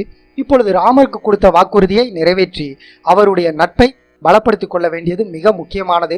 இப்பொழுது அதை செய்தால் உங்கள் புகழ் மேலும் பெருகும், ராஜ்யம் பலப்படும். ராமருக்கு கொடுத்த வாக்குறுதியை குறிப்பிட்ட காலத்திற்கு முன்பாக செய்து முடிப்பது சிறப்பானதாகும். காலதாமதம் செய்யாமல் செய்து முடிக்கணும். காலதாமதத்துடன் செய்யும் காரியமானது பயன் தராது. ராமர் நமக்கு செய்த உதவியை நாம் நினைத்து அவருக்கு செய்ய வேண்டியதை தங்களுக்கு நினைவூற்ற மழைக்காலம் முடிந்துவிட்டது. இனி தாமதம் செய்வதற்கு காரணமில்லை. சீதையை தேட வேண்டிய பெரும் காரியத்தை உடனே துவங்கணும். இவ்விஷயத்துல ராமர் ரொம்ப பொறுமையா இருந்து வர்றார். அவருடைய பொறுமைக்கும் எல்லை உண்டு. அவரது கோபத்தை நம்மால தாங்க முடியாது. இனி சிறிதும் காலதாமதம் செய்ய வேண்டாம் அப்படின்னு நீதிமுறைகளை சுக்ரீவனுக்கு சொல்லி முடித்தார் அனுமன். அதற்கு சுக்ரீவன் பூமி முழுவதும் சுற்றி தேடி பார்த்து சீதையை கண்டுபிடிக்க வேண்டிய திறமை வாய்ந்த ஒற்றர் வானரங்களை உடனே இங்கு வந்து சேர வேண்டும். வந்து சேராதவர்களுக்கு விசாரணையின்றி தண்டனை வழங்கப்படும். இது அரசனோட உத்தரவு அப்படின்னு உத்தரவிடுங்கன்னு அனுமன் கிட்ட சொல்லிவிட்டு சுக்ரீவன் தன்னோட அந்தப்புறத்துக்கு போயிட்டான். ராமரும் லக்ஷ்மணனும் மழைக்காலம் முடிந்து விட்டது. இனி சுக்ரீவன் விரைந்து வருவான் என்று காத்திருந்தாங்க. சுக்ரீவன் வரல. ராமர் லக்ஷ்மணன் கிட்ட பேச ஆரம்பிக்கிறார். இந்த மழைக்காலத்துல 4 மாதங்கள் போயிருச்சு. இந்த 4 மாதமும் எனக்கு 4 யுகங்கள் போல இருந்தது. இந்த உலகம் சௌந்தரியத்துடன் மகிழ்ச்சியா இருக்கு. சீதை எங்கோ தவித்து கொண்டு இருக்கா. நான் இங்கே துக்கத்துல வானர அரசனான சுக்ரீவன் உதவியை எதிர்பார்த்து கொண்டு சும்மா இருக்கேன். கிஷ்கிந்தைக்கு அரசனானதும் சுக்ரீவன் கொடுத்த வாக்க மறந்து அரச சுக போகங்கள்ல மூழ்கி கிடக்கிறான். உடனடியாக கிஷ்கிந்தை சென்று சுக்ரீவனை சந்தித்து நான் சொல்லும் செய்தியை சொல்லிவிடு அப்படின்னு சொல்ல ஆரம்பிக்கிறார். ராமர் தனது கோபத்தை வார்த்தைகள்ல லக்ஷ்மணனுக்கு புரிய வைத்தார். கொடுத்த வாக்கை நிறைவேற்றாதவன் அதன் காரணமாகவே விரைவில் அழிந்து போவான். எங்களுக்கு கொடுத்த வாக்கை மறந்து எங்களை ஏமாற்ற நீ விரும்பினால் உனக்கும் அதே கதிதான் உண்டாகும். வாளிக்காக காத்திருந்த மேலுலகம் உனக்காகவும் காத்திருக்கிறது. தெரிந்து கொள். நீயும் மேலுலகம் செல்ல விரும்புகிறாயா? ராமருடைய வில்லும் அம்பும் உனக்காக தயாராக இருக்கிறது. நீயும் உன்னை சார்ந்தவர்களும் மகிழ்ச்சியாக போகங்களை அனுபவித்து ராமருடைய கோபத்தை பெற்றுவிட்டீர்கள் என்ற செய்தியை கூறுவாயாக அப்படின்னு சொல்லிட்டு ராமர் லக்ஷ்மணனை அனுப்பிச்சு வைக்கிறார். லக்ஷ்மணன் தன் அண்ணனுடைய துயரத்தையும் கோபத்தையும் அப்படியே கேட்டுக்கொண்டு கிஷ்கிந்தைக்கு கிளம்ப முற்பட்டான். அப்பொழுது ராமர் சில கணங்கள் லக்ஷ்மணனோட பேசும் சுபாவத்தை யோசிச்சார். லக்ஷ்மணனை மீண்டும் அழைத்தார். சுக்ரீவனிடம் எனது கோபத்தை தெரியப்படுத்தும் போது கடுமையான சொற்களை பயன்படுத்த வேண்டாம். நமது நண்பனாயிட்டான். எனவே அவனது தவறை மட்டும் சுட்டிக்காட்டு அப்படின்னு சொல்லி அனுப்புறார் ராமர். லக்ஷ்மணனும் அப்படியே செய்யறேன் அப்படின்னு சொல்லி கோபத்தோட கிளம்புறான். லக்ஷ்மணனுடைய கோபத்தையும் அவனது தோற்றத்தையும் அவன் கையில் இருந்த ஆயுதங்களையும் பார்த்து வானர காவலாளிகள் பயந்து ஏதோ விபரீதம் நடக்க போகுது அப்படின்னு எண்ணிக்கொண்டார்கள். எனவே கோட்டையை ஜாக்கிரதையா பாதுகாக்க வேண்டும் என்று ஆயத்தமாகிறாங்க. அவர்களுடைய இந்த நடவடிக்கையை பார்த்த லக்ஷ்மணனுக்கு மேலும் கோபம் அதிகரித்தது. சில வானரங்கள் ஓட்டமாக ஓடி அந்த புறத்தில் இருந்த சுக்ரீவன் கிட்ட லக்ஷ்மணன் கோபத்துடன் வில்லும் அம்புடன் வந்திருக்கா, யார் தடுத்தாலும் நிற்கல, யாராலும் அவனை தடுக்க முடியல அப்படின்னு சொல்றாங்க. சுக்ரீவன் அந்த புறத்துல மயக்கத்துல கிடந்ததால் வானரங்கள் சொன்னது அவன் காதுல விழல. ராஜ சேவகர்களுடைய உத்தரவின் பேர்ல அரண்மனைய காவலாளிகள் பலமாக நின்று யாரும் உள்ளே நுழையாம காவல் காத்து வந்தாங்க. இந்த காட்சியை கண்ட லக்ஷ்மணனுக்கு மேலும் கோபம் உண்டானது. தடையை மீறி லக்ஷ்மணன் உள்ளே நுழைந்தான். லக்ஷ்மணன் முதல்ல அங்கதனை கண்டான். அவனை கண்டதும் லக்ஷ்மணனோட கோபம் ஓரளவு தணிந்து அங்கதனிடம் வானர ராஜாவாகிய சுக்ரீவனிடம் நான் வந்திருக்கிற செய்தியை முதல்ல சொல்வாய் அப்படின்னு சொல்லி அனுப்புறா. அங்கதன் சுக்ரீவனிடம் விஷயத்தை தெளிவாக எடுத்து சொல்றா. ஆனா மோக மயக்கத்துல இருந்த சுக்ரீவனுக்கு எதுவுமே புரியல. அங்கதன் ரொம்பவே வருத்தப்பட்டான். மந்திரிகளுடன் என்ன செய்வது அப்படின்னு ஆலோசிக்கிறான். அனுமன் உட்பட சில மந்திரிகள் உள்ளே சென்று சுக்ரீவனுக்கு விஷயங்களை நன்றாக எடுத்து காட்டி அவனோட புத்திய தெளிவடைய செய்கிறாங்க. ராமனின் தம்பி லக்ஷ்மணன் கோபத்துடன் வில் அம்புடன் வந்திருக்கான் அப்படிங்கிற செய்தியை கேட்டதும் சுக்ரீவன், நான் ஒரு தவறும் செய்யவில்லை, என் நண்பர்களாகிய ராம லக்ஷ்மணர்களுக்கு என்மேல் ஏன் கோபம் வந்தது? யாரோ விரோதிகள் ஏதோ சொல்லி அவர்களுடைய மனதை கெடுத்திருக்க வேண்டும் அப்படின்னு சொல்றா. அதற்கு அனுமன், அரசே, ராமனுக்கு நாம் கொடுத்த வாக்கை நிறைவேற்றாமல் தாமதம் செய்துவிட்டோம். ராமருடைய துயரத்தை நாம் மறந்துவிட்டோம். இது இப்பொழுது சிறிது அபாயத்தை உண்டு பண்ணியிருக்கிறது. லக்ஷ்மணனிடம் மன்னிப்பு கேட்டு இனி தாமதப்படுத்தாமல் ராமருக்கு கொடுத்த வாக்குறுதியை நிறைவேற்றுங்கள் அப்படின்னு அனுமன் சொல்றாரு. ராமருக்கு கொடுத்த வாக்குறுதியை நிறைவேற்ற மிகவும் காலதாமதமாகிவிட்டது என்பதை அறிந்த சுக்ரீவன் ராமரை நினைத்து ரொம்பவே பயப்படுறான். லக்ஷ்மணனை சகல மரியாதையுடன் உள்ளே அழைத்து வருமாறு தனது சேவகர்களுக்கு கட்டளையிடுறார். அந்த புறத்தின் உள்ளே வந்த லக்ஷ்மணன் அங்கு ஆட்டம் பாட்டம் இசையுடன் அனைவரும் மகிழ்ச்சியுடன் இருந்ததை கண்டு கோபம் கொள்றான். தனது வில்லில் நாணை இழுத்து சத்தம் எழுப்பி தனது கோபத்தை வெளிக்காட்டினான். அந்த சத்தம் கிஷ்கிந்தை நகரத்தையே நடுங்க செய்தது. லக்ஷ்மணன் உண்மையிலேயே மிகவும் கோபமா வந்திருக்கான் அப்படிங்கிற அபாயத்தை உணர்ந்து தாரையிடம் உடனடியாக சென்று லக்ஷ்மணனை சமாதானப்படுத்தும்படி கேட்டுக்கொண்டான். உலக அறிவிலும் சாமர்த்தியமான பேச்சிலும் தாரைக்கு நிகர் யாருமில்லை. அவள் லக்ஷ்மணன் கிட்ட சென்று மெதுவாக பேச ஆரம்பிக்கிறாள். வெகு நாட்கள் பகைவன் தொந்தரவுடன் சுகங்கள் எதையும் அனுபவிக்காமல் துக்கத்துடனேயே வாழ்ந்து வந்த சுக்ரீவன் நீங்கள் சம்பாதித்து கொடுத்த ராஜ்யத்தை பெற்றதும் அதில் உள்ள சுகங்களில் புத்தி மயங்கி அனுபவித்து வர்றான். அவன் மேல் கோபம் கொள்ள வேண்டாம். மயக்கத்தில் மூழ்கி இருக்கும் சுக்ரீவனை தெளிவுடன் இருக்கும் தாங்கள் மன்னிக்கணும். தங்களுக்கு கொடுத்த வாக்கை அவர் மறந்துவிடவில்லை.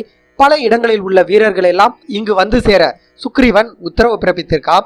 அவர்கள் இன்றோ நாளையோ வந்து விடுவார்கள். பிறகு சீதையை தேடும் வேலையையும் ராவணனை எதிர்த்து வெற்றி பெறும் வேலையும் நடைபெறும். சுக்ரீவனை சந்தேகப்பட வேணாம்.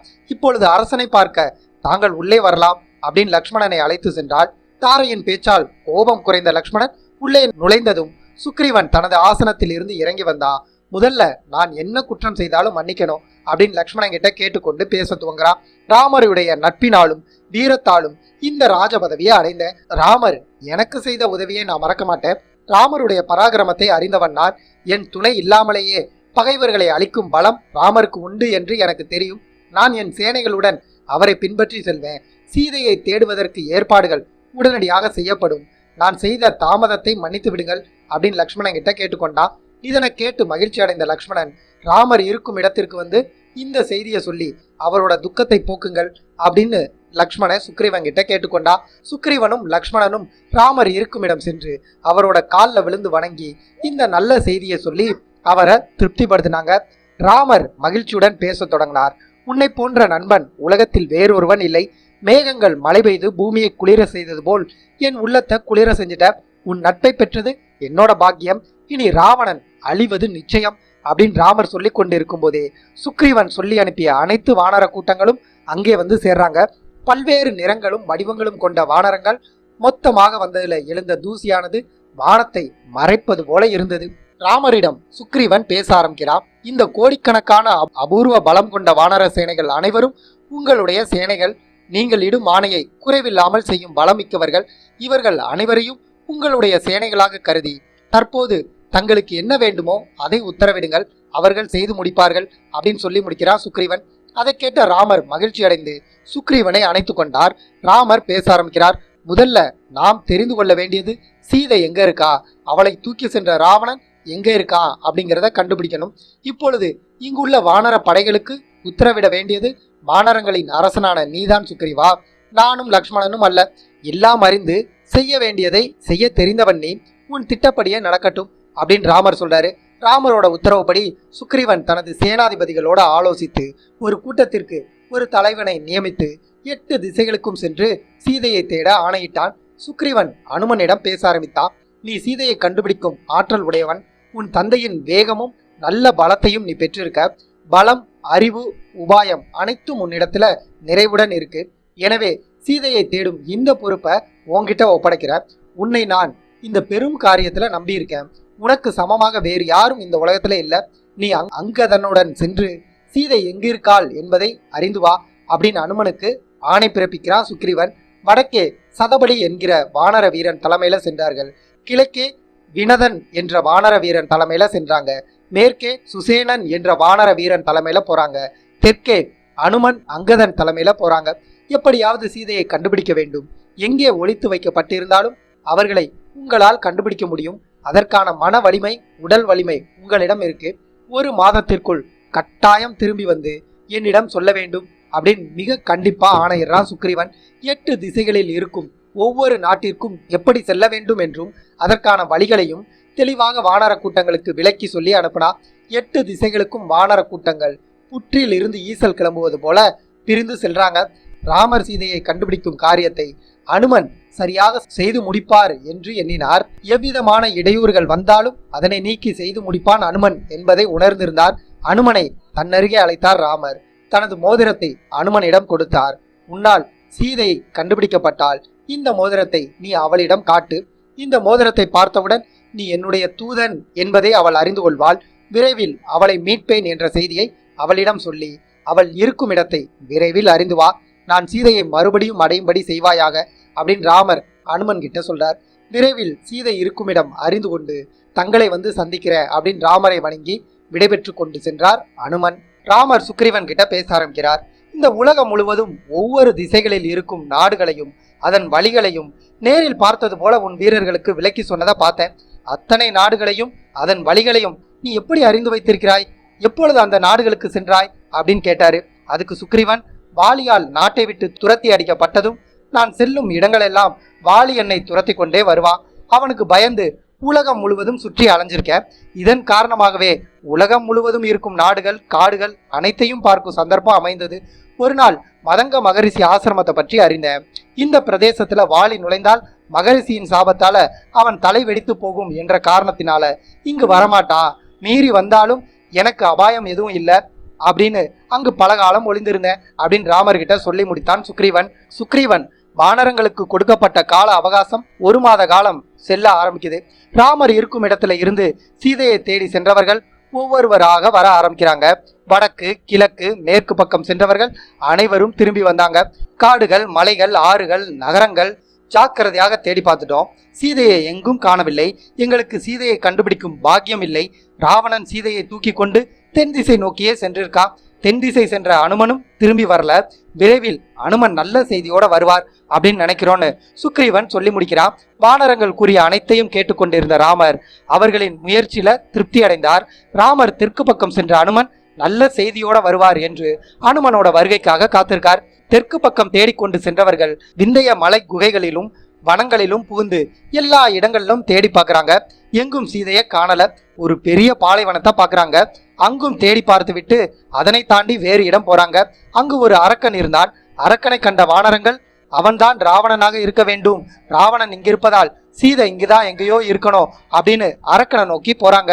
ஒரு பெரிய வானர கூட்டம் தம்மை நோக்கி வருவதை கண்ட அரக்கன் இன்று நல்ல உணவு கிடைத்தது அப்படின்னு சந்தோஷமா அவர்களை பிடிக்க தாவினான். அங்கதன் அரக்கன் மேல் பாய்ந்து ஒரே அறைந்தான். அந்த அடியை தாங்க முடியாமல் அரக்கன் கத்திக்கொண்டே கீழே விழுந்து இறக்கிறான். ராவணன் இறந்தான் என்ற மகிழ்ச்சியை அடைந்த வானரங்கள் அந்த காடு முழுவதும் சீதையை தேடி பார்க்கறாங்க. சீதை அங்கு இருப்பதற்காக ஒரு அறிகுறியும் காணல. பிறகு வேறு இடத்தை தேடி போறாங்க. எவ்வளவு தேடியும் பயனில்லையே என்று உற்சாகம் இழந்து வருத்தப்பட்டு அமர்ந்து விட்டாங்க.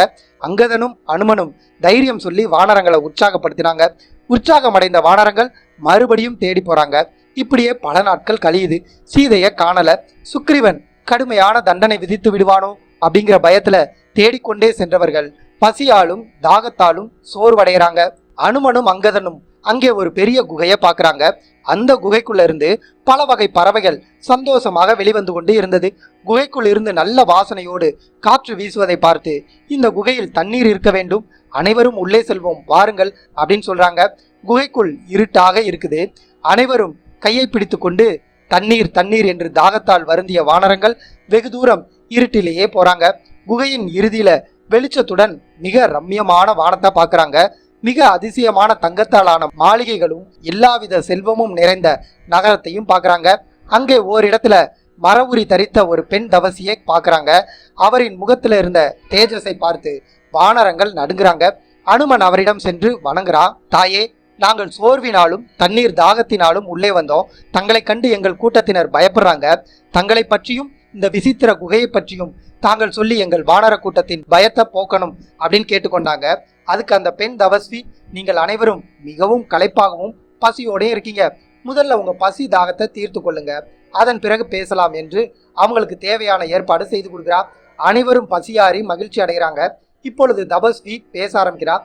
இந்த அழகிய அரண்மனை வானவர்களுடைய விஸ்வகர்மா மயன் கட்டியது.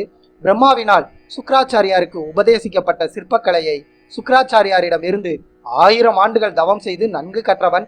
இந்த அரண்மனையை அவன் கட்டி வெகு காலம் இங்கே வசித்து வந்தான். ஒருமுறை இந்திரன் மேல் ஏற்பட்ட பகையின் காரணமாக இந்திரன் அவனை வதம் செய்து விட்டான். அதன் பிறகு இந்த பொன்மயமான அரண்மனையை பிரம்மா ஹேமை என்பவளுக்கு கொடுத்துட்டான். இந்த இடத்திற்கு அவளே உரிமையாளர். இப்பொழுது அவள் தேவலோகம் போயிருக்கா. எனது பெயர் சுயம் பிரபா. இந்த இடத்தை காவல் காத்து கொண்டு இருக்கேன். இவ்வளவு பெரிய கூட்டமாக வந்திருக்கும் நீங்கள் யார்? உங்கள் காரியம் என்ன? ஏன் இந்த மாதிரி காடுகள்ல திரிந்து களைச்சிருக்கீங்க அப்படின்னு கேட்கிறா. அனுமன் பேச ஆரம்பிக்கிறார். தசரத குமாரன் ராமர் இந்த உலகத்திற்கு அதிபதியானவர். தன் தம்பி மற்றும் மனைவியுடன் தன் தந்தையின் சத்தியத்தை காப்பாற்றுவதற்காக ராஜ்ய பதவியை விட்டு காட்டுக்குள் வனவாசம் செய்து கொண்டிருந்தார். அப்பொழுது ராட்சசன் ஒருவன் ராமருடைய மனைவி சீதையை தூக்கி கொண்டு போயிட்டான். சீதையை தேடிக்கொண்டு ராமரும் லக்ஷ்மணனும் வந்தார்கள். வனராஜன் சுக்ரீவன் அவர்களுக்கு நண்பனானான். ராமருக்காக சீதையை தேடும்படி சுக்ரீவன் ஆணையிட்டு 1 மாத கால அவகாசம் கொடுத்து எங்களை அனுப்பி வைத்தார். அவரிட்ட ஆணையை நிறைவேற்ற நாங்கள் அனைத்து காடுகளிலும் குகைகளிலும் தேடிக்கொண்டு இருந்தோம். அப்பொழுது தாகத்தாலும் பசியாலும் சோர்வாலும் நாங்கள் இந்த குகைக்குள் வந்து சேர்ந்தோம். குகைக்குள் நீண்ட நாட்களாக தண்ணீரை தேடிக்கொண்டு இருந்ததால் சுக்ரீவன் எங்களுக்கு விதித்த மாத காலம் முடிந்துவிட்டது. இன்னும் நாங்கள் சீதையை கண்டுபிடிக்க முடியல. சுக்ரீவன் மிகவும் கண்டிப்பானவர். அவர் இட்ட வேலையை குறிப்பிட்ட காலத்துக்குள் செய்யாத காரணத்தினால எங்களை கொன்று விடுவார். தயவு செய்து நாங்கள் விரைவாக வெளியில் செல்வதற்கான வழியை சொல்லுங்கள் அப்படின்னு அனுமன் தபஸ்வியிடம் சொல்லி முடிக்கிறாரு. அனுமன் கூறிய அனைத்தையும் கேட்ட பெண் தபஸ்வி, இந்த குகையின் சக்தி உங்களுக்கு தெரியல. இதில் உள்ளே வந்த அந்நியர்கள் மறுபடியும் உயிருடன் வெளியே செல்ல முடியாது. இங்கேயே வாழ்ந்து மாண்டு போவார்கள். இந்த குகையை விட்டு உங்களால் வெளியே போக முடியாது. நீங்கள் வந்த காரணம் பெருங்காரியமாக இருப்பதால் இங்கிருந்து வெளியேற உங்களுக்கு உதவி செய்கிற நீங்கள் அனைவரும் கண்களை மூடிக்கொள்ளுங்கள். எனது தவ வலிமையால் நீங்கள் சென்று சேர வேண்டிய சரியான இடத்துக்கு உங்களை சென்று சேர்க்கிறேன் அப்படின்னு சொல்றாங்க. வானரங்கள் அனைவரும் கண்களை மூடிக்கொண்டாங்க. தபஸ்வி அவர்கள் அனைவரையும் தன் தவ வலிமையிலான நாட்டின் எல்லையில் உள்ள ஒரு கடற்கரைக்கு கொண்டு சேர்த்தால் அனைவரும் ஒரு கடற்கரையில் இருப்பதை உணர்றாங்க. அனுமனிடம் அப்பொழுது ஒரு வானரம் பேச ஆரம்பிக்குது. சுக்ரீவன் நமக்கு கொடுத்த 1 மாத காலம் நிறைவடைந்து விட்டது. சீதையை பற்றிய எந்த தகவலும் அறிந்து கொள்ளாமல் இப்பொழுது நாம் கிஷ்கிந்தைக்கு சென்றால் சுக்ரீவன் நமக்கு மரண தண்டனை விதிப்பார். எனவே நம்மை காப்பாற்றிக் கொள்வதற்கு ஒரு உபாயம் சொல்லுங்கள் அப்படின்னு சொல்றாங்க. வானரம் சொன்னதை ஆமோதித்து அங்கதன் பேச ஆரம்பிக்கிறான். ராமருடைய ஆணைக்கு பயந்துதான் சுக்ரீவன் எனக்கு யுவராஜ பட்டத்தை தர ஒப்புக்கொண்டான். சுக்ரீவனுக்கு என் மேல் அன்பு கிடையாது. அங்கேயே போய் உயிர் விடுவதை விட தபஸ்வி சுயம்பிரபாவினுடைய குகைக்குள் மறுபடியும் சென்று அங்கேயே சுகமாக வாழ்வோம். அங்கு நமக்கு வேண்டியது அனைத்தும் இருக்கு. அங்கு சுக்ரீவன் உள்ளிட்ட யாரும் உள்ள வர முடியாது. நாம் சந்தோஷமாக ஆயுள் முழுவதும் காலம் கழிக்கலாம் அப்படின்னு சொல்றான். அங்கதன் சொன்னதே சரி என்று பல வானரங்கள் சொல்லுது. அனுமனுக்கு இந்த யோசனை சரி என்று தோன்றல. ஏன் இப்படி தகாத வார்த்தைகளை பேசுறீங்க? நம்முடைய குடும்பங்களை விட்டுட்டு இந்த குகைக்குள்ள சாப்பிட்டு தூங்கி உயிர் வைத்து கொண்டிருப்பதுல பலன் ஒன்றும் இல்லை. சுக்ரீவனுக்கு அங்கதன் மேல் விரோதம் எதுவும் கிடையாது. சுக்ரீவன் ரொம்ப நல்லவன். அவனை பார்த்து நாம் பயப்பட வேண்டியதில்லை. நீங்க சொல்வது போல நாம் இப்போது இருந்து இந்த குகையில் மகிழ்ச்சியாக வாழ ஆரம்பித்தா லக்ஷ்மணனுடைய கோபத்துல வரும் ஒரு அம்பிற்கு இந்த குகை தாங்காது. லக்ஷ்மண ஒரு அம்பாலேயே இந்த குகையை பொடி பொடியாக்கி ஒன்றும் இல்லாம செய்திடுவா. ஆகையால இந்த யோசனையை விடுங்க. சுக்ரீவன் இடத்துல நடந்ததை சொல்லி நாம் மன்னிப்பு கேட்டுக்கொள்ளலாம் அப்படின்னு அனுமன் சொல்றாரு. அனுமன் சொன்னதை கேட்ட அங்கதன் சுக்ரீவனுக்கு என் மீது இரக்கம் கிடையாது. வாலியை எப்படி கொன்றான் யோசித்து பாருங்கள். நான் உயிரோடு இருப்பது அவனுக்கு பிடிக்கல. ஏதாவது காரணத்தை சொல்லி என்னை அழிப்பதே அவனுடைய எண்ணம். எந்த அரசனும் தனது ராஜ்யத்துக்கு இடையூறாக இருக்கும் ஒருவரை எப்படி அழிப்பது என்று எண்ணுவார்கள். சுக்ரீவன் அதுபோலவே என்னை கொள்வான். என் தாய் ஏற்கனவே வாலியை இழந்து கஷ்டப்பட்டு கொண்டிருக்காங்க. இப்பொழுது என்னையும் சுக்ரீவன் கொன்றுவிட்டால் என் தாய் என்ன ஆவாள் என்று எனக்கு தெரியல. நான் என்ன செய்வேன் அப்படின்னு கதறி அழ ஆரம்பிக்கிறான். கிஷ்கிந்தைக்கு சென்று உயிர் வாழ்வதை விட நான் இங்கேயே என் உயிரை விடுகிறேன் அப்படின்னு சொல்லி தர்ப்பை புல்லை கடல் மண்ல பரப்பி அனைத்து தெய்வங்களையும் வணங்கிவிட்டு உயிர் நீக்கும் சங்கல்பம் செய்து கொண்டு கிழக்கு முகமாக பார்த்து அங்கதன் அமர்ந்து கொண்டான். யுவராஜன் செய்த காரியத்தை கண்ட பல வானரங்களும் தாங்கள் அப்படியே உயிரை விடுறோம் அப்படின்னு சங்கல்பம் செய்து கொண்டு அங்கதன் பின்னே அமர்ந்து விட்டார்கள். அனுமன் அங்கதனிடம் அடுத்து என்ன செய்யலாம் என்று யோசித்து முடிவு செய்வோம், நம்பிக்கை இழக்க வேண்டாம் அப்படின்னு தைரியம் கூறாரு. கடற்கரையில கும்பலாக உணவில்லாமல் அமர்ந்திருந்த வானரங்கள் அருகில மலை மீது இருந்த கழுகரசன் சம்பாதி பார்த்து கொண்டிருந்தான். சிறகுகள் இழந்து பறக்க முடியாமல் பட்டினியால் துன்பப்பட்டு கொண்டிருந்த கழுகரசன், இத்தனை வானரங்கள் உணவில்லாம பட்னியால ஒரே இடத்துல இறந்து போக போகின்றன, நமக்கு இன்று உணவு சுலபமாக கிடைத்து விட்டது அப்படின்னு எண்ணி மகிழ்ச்சி அடைந்தது. அப்பொழுது வானரங்கள் ஒருவருக்கொருவர் தசரதன் இறந்தது முதல், ராமர் காட்டுக்கு வந்து சீதையை ராவணன் தூக்கி சென்றது, ஜடாயு கழுகு இறந்தது என்று அனைத்தை பற்றியும் பேசிக் கொண்டிருந்தார்கள். அப்பேச்சில் ஜடாயு இறந்து விட்டான் என்ற செய்தியை கேட்டதும் திடுக்கிட்டது கழுகு. எனது தம்பி ஜடாயு இறந்து விட்டானா அப்படின்னு சொல்லிட்டு அது பற்றி மேலும் தெரிந்து கொள்ள கழுகரசன் சம்பாதி ஆர்வமடைந்து, என் அன்புக்குரிய அருமை தம்பி ஜடாயு பற்றி பேசிக் கொண்டிருக்கீங்க, நீங்கள் யார், நடந்தது என்ன அப்படின்னு விவரமா சொல்லுங்க அப்படின்னு மலை மீது இருந்து கத்தியது. அனுமன் பறக்க முடியாமல் இருந்த கழுகை கீழே தூக்கி வர ஒரு வானரத்தை கேட்டுக்கொண்டார். கீழே வந்த கழுகரசன் சம்பாதி பேச தொடங்கியது. கருடனும் அருணனும் அண்ணன் தம்பிகள். அண்ணன் கருடனுக்கு நானும் ஜடாயுவும் 2 குமாரர்கள். நானும் ஜடாயுவும் சிறு வயதிலிருந்தே நாங்கள் பெற்ற அபார சக்தியை அனுபவித்துக் கொண்டு இருந்தோம். ஒரு நாள் ஆகாயத்தில் போட்டி போட்டு கொண்டு மேலே கிளம்பினோம். சூரியனை நெருங்க நெருங்க வெப்பம் அதிகரித்தது. சிறுவனான ஜடாயு மிகவும் சோர்வடைகிறான். வெப்பம் ஜடாயுவை எரித்து விடும் போல் இருந்தது. உடனே எனது சிறகுகளை விரித்து ஜடாயுவை காப்பாற்றினேன். அவன் உயிர் பிழைத்தான். எனது சிறகுகள் எரிந்து பறக்க முடியாம இந்த மலை மேல் விழுந்த. இந்த மலையின் மீது இருந்த நிசாகர் என்ற முனிவரிடம் விமோசனம் கேட்ட. முக்காலமும் உணர்ந்த அவர், ராம அவதாரத்தை இறைவன் விரைவில் எடுப்பார், அப்பொழுது ஒரு ராம காரியத்தை நீ செய்வ, அப்பொழுது உனது சிறகுகள் பழையபடி வந்து உனது இளமை திரும்பும், ராமரை காணும் பாக்கியம் உனக்கு உண்டாகும் அப்படின்னு சொன்னாரு. அதன்படி ராமரை பார்க்கவும் ராமகாரியம் செய்வதற்காகவும் இங்கே உயிர் வாழ்ந்து கொண்டிருக்கேன். ஜடாயு இறந்து விட்டான் என்று தாங்கள் பேசி கொண்டிருந்தது எனக்கு மிகவும் அதிர்ச்சி அளிக்குது. என்னுடைய தம்பி எப்படி இறந்தான் சொல்லுங்கள் அப்படின்னு கழுகரசன் சம்பாதி கேட்கிறான். அனுமனும் அங்கதனும் ராமனை பற்றியும் ராவணன் சீதையை தூக்கி சென்றது பற்றியும் தங்களை பற்றியும் அனைத்தையும் விரிவாக கழுகரசன் சம்பாதியிடம் சொல்லி, ராமருக்கு எப்படி உதவுவது, சீதை இருக்கும் இடம் கண்டுபிடிக்க தங்களுக்கு ஏதேனும் வழிவகைகள் தெரிந்தால் சொல்லுங்கள் அப்படின்னு சம்பாதி கழுகிடம் கேட்டுக்கொண்டார்கள்.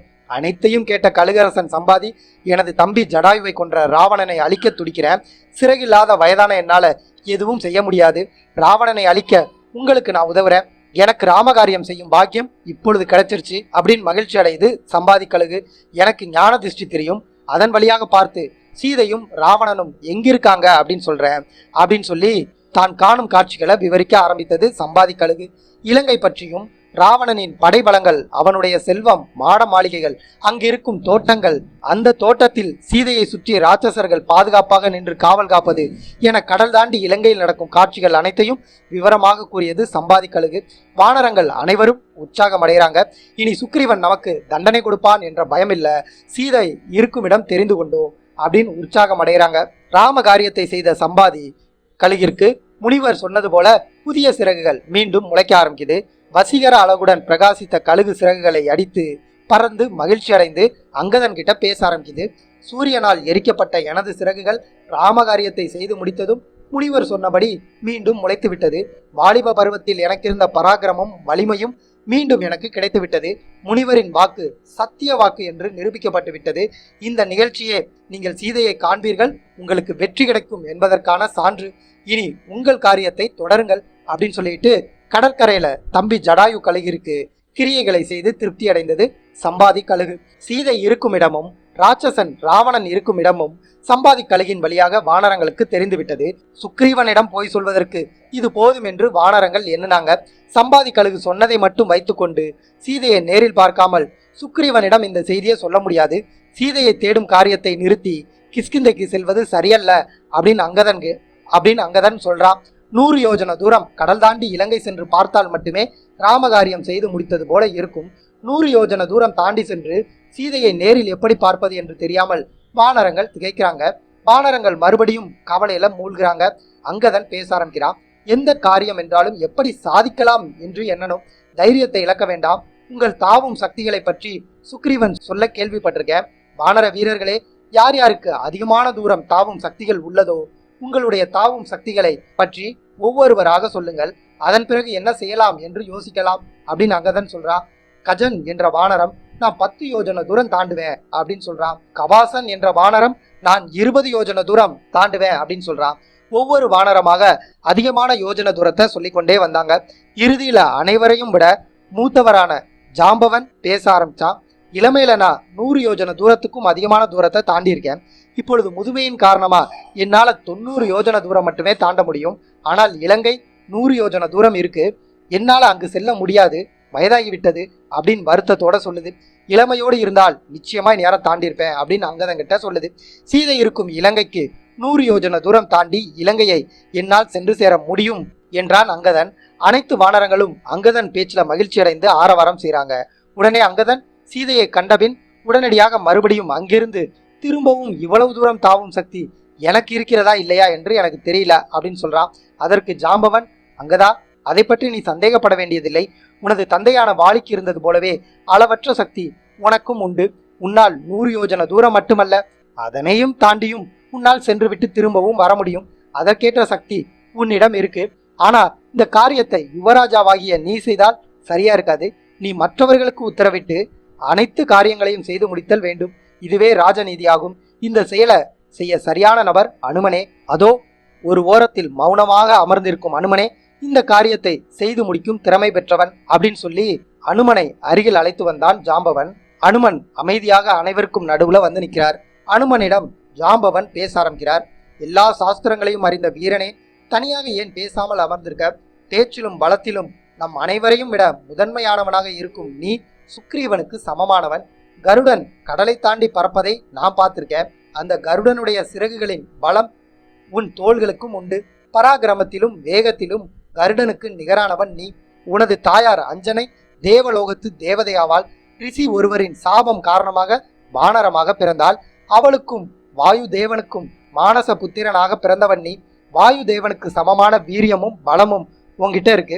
நீ சிறு குழந்தையாக இருக்கும்போதே சூரியனை பார்த்து அது ஒரு பழம் அப்படின்னு நினைச்சு அதை பிடிப்பதற்காக ஆகாயத்திற்கு தாவி சென்றவன் நீ. பயமின்றி வானத்திற்கு தாவுவதை பார்த்த தேவராஜன் இந்திரன் மிகவும் கவலை கொண்டு யார் இவன் இப்படி தாவுகிறான் என்று தன்னுடைய வஜ்ராயுதத்தை உன் மீது வீசினான்.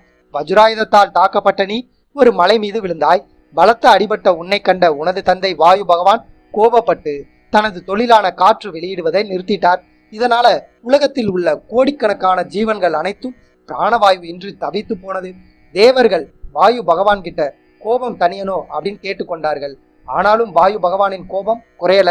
அதன் பிறகு பிரம்மாவும் இந்திரனும் வாயு தேவனிடம் உனது மகனுக்கு எந்த ஆயுதத்தாலும் மரணம் வராது, அவன் விருப்பப்பட்டால் மட்டுமே அவனுக்கு மரணம் நிகழும், அதுவரை மரணம் அவனை நெருங்காது என்ற வரத்தை கொடுத்தாங்க. இதனால நீ சிரஞ்சீவி என்னும் பட்டத்தை பெற்றாய். இந்த பட்டத்தையும் பலத்தையும் பெற்ற நீ மற்றவர்களைப் போல் துஷ்பிரயோகம் செய்யாமல் அமைதியா அமர்ந்திருக்க. இந்த கடலை தாண்டுவது உனக்கு பெரிய காரியம் இல்ல. ராம காரியத்திற்காக உனது பராக்கிரமத்தை காட்டும் நேரம் வந்துவிட்டது. உன்னால் விரும்பிய அளவிற்கு உனது உடலை பெரிதாக்கி கொள்ள முடியும். கடலை தாண்டும் சக்தி உடைய நீ ஏன் அமைதியா இருக்க? உன்னை நாங்கள் அனைவரும் சரணடைகிறோம். அனுமனே, இனியும் தாமதிக்க வேண்டாம். உன்னுடைய உண்மையான பலத்தை அறிந்து கொண்டு அதனை செயல்படுத்து. ஒரே தாவில் இந்த கடலை தாண்டி இலங்கையை சென்றடைந்து ராம காரியத்தை செய்து முடித்து வானரங்களின் துயரை தீர்ப்பாய் அப்படின்னு அனுமனோட பராக்கிரமத்தை ஜாம்பவன் தட்டி எழுப்புறான். ஜாம்பவன் சொல்லி முடித்ததும் அனுமன் தன்னுடைய உண்மையான சக்தியை உணரத் தொடங்குறாரு. அதனை வெளிக்காட்டுறாரு. வானரங்கள் பார்த்து கொண்டிருக்கும் போதே அனுமனின் உடலும் தேஜஸும் வளர்ந்து கொண்டே இருந்தது. அதனை கண்ட அங்கதனும் அனைத்து வானரங்களும் வியந்து மகிழ்ச்சி அடைகிறாங்க. ராம காரியத்தை செய்து முடிக்க வேண்டும் என்று அனுமன் சங்கல்பம் செய்து கொண்டார். நம்பிக்கையுடன் ஆவேசமாக ஜாம்பவனிடம் பேசத் தொடங்குகிறார் அனுமன். நீங்கள் சொன்னபடியே இந்த கடலை தாண்டுவேன். ராவணன் தூக்கிச் சென்ற சீதையை தேடி கண்டுபிடித்து திரும்பி வருவேன். இது நிச்சயம், சந்தேகம் வேண்டாம். நான் வரும் வரையில இங்கேயே எனக்காக காத்திருங்க. நாம் அனைவரும் ஒன்றாக கிஷ்கிந்தைக்கு போவோம் அப்படின்னு சொல்றாரு. அதன் பிறகு கடல் தாண்டி இலங்கை செல்வதற்கு தகுந்த இடத்திற்கு சென்று மனதை ஒருநிலைப்படுத்துறாரு. சூரியனையும் இந்திரனையும் வாயு தேவனையும் பிரம்மாவையும் தியானித்து வணங்குறார். உடலை இன்னும் பெரிதாக்கி கொண்டு பூமியை தன் காலால் மிதித்து கைகளால் அடித்து இலங்கைக்கு தாவினார் அனுமன். இத்துடன் கிஷ்கிந்தா காண்டம் முழுமையடைந்தது. இனி சுந்தர காண்டத்தை பார்க்கலாம். மீண்டும் சந்திப்போம். நன்றி.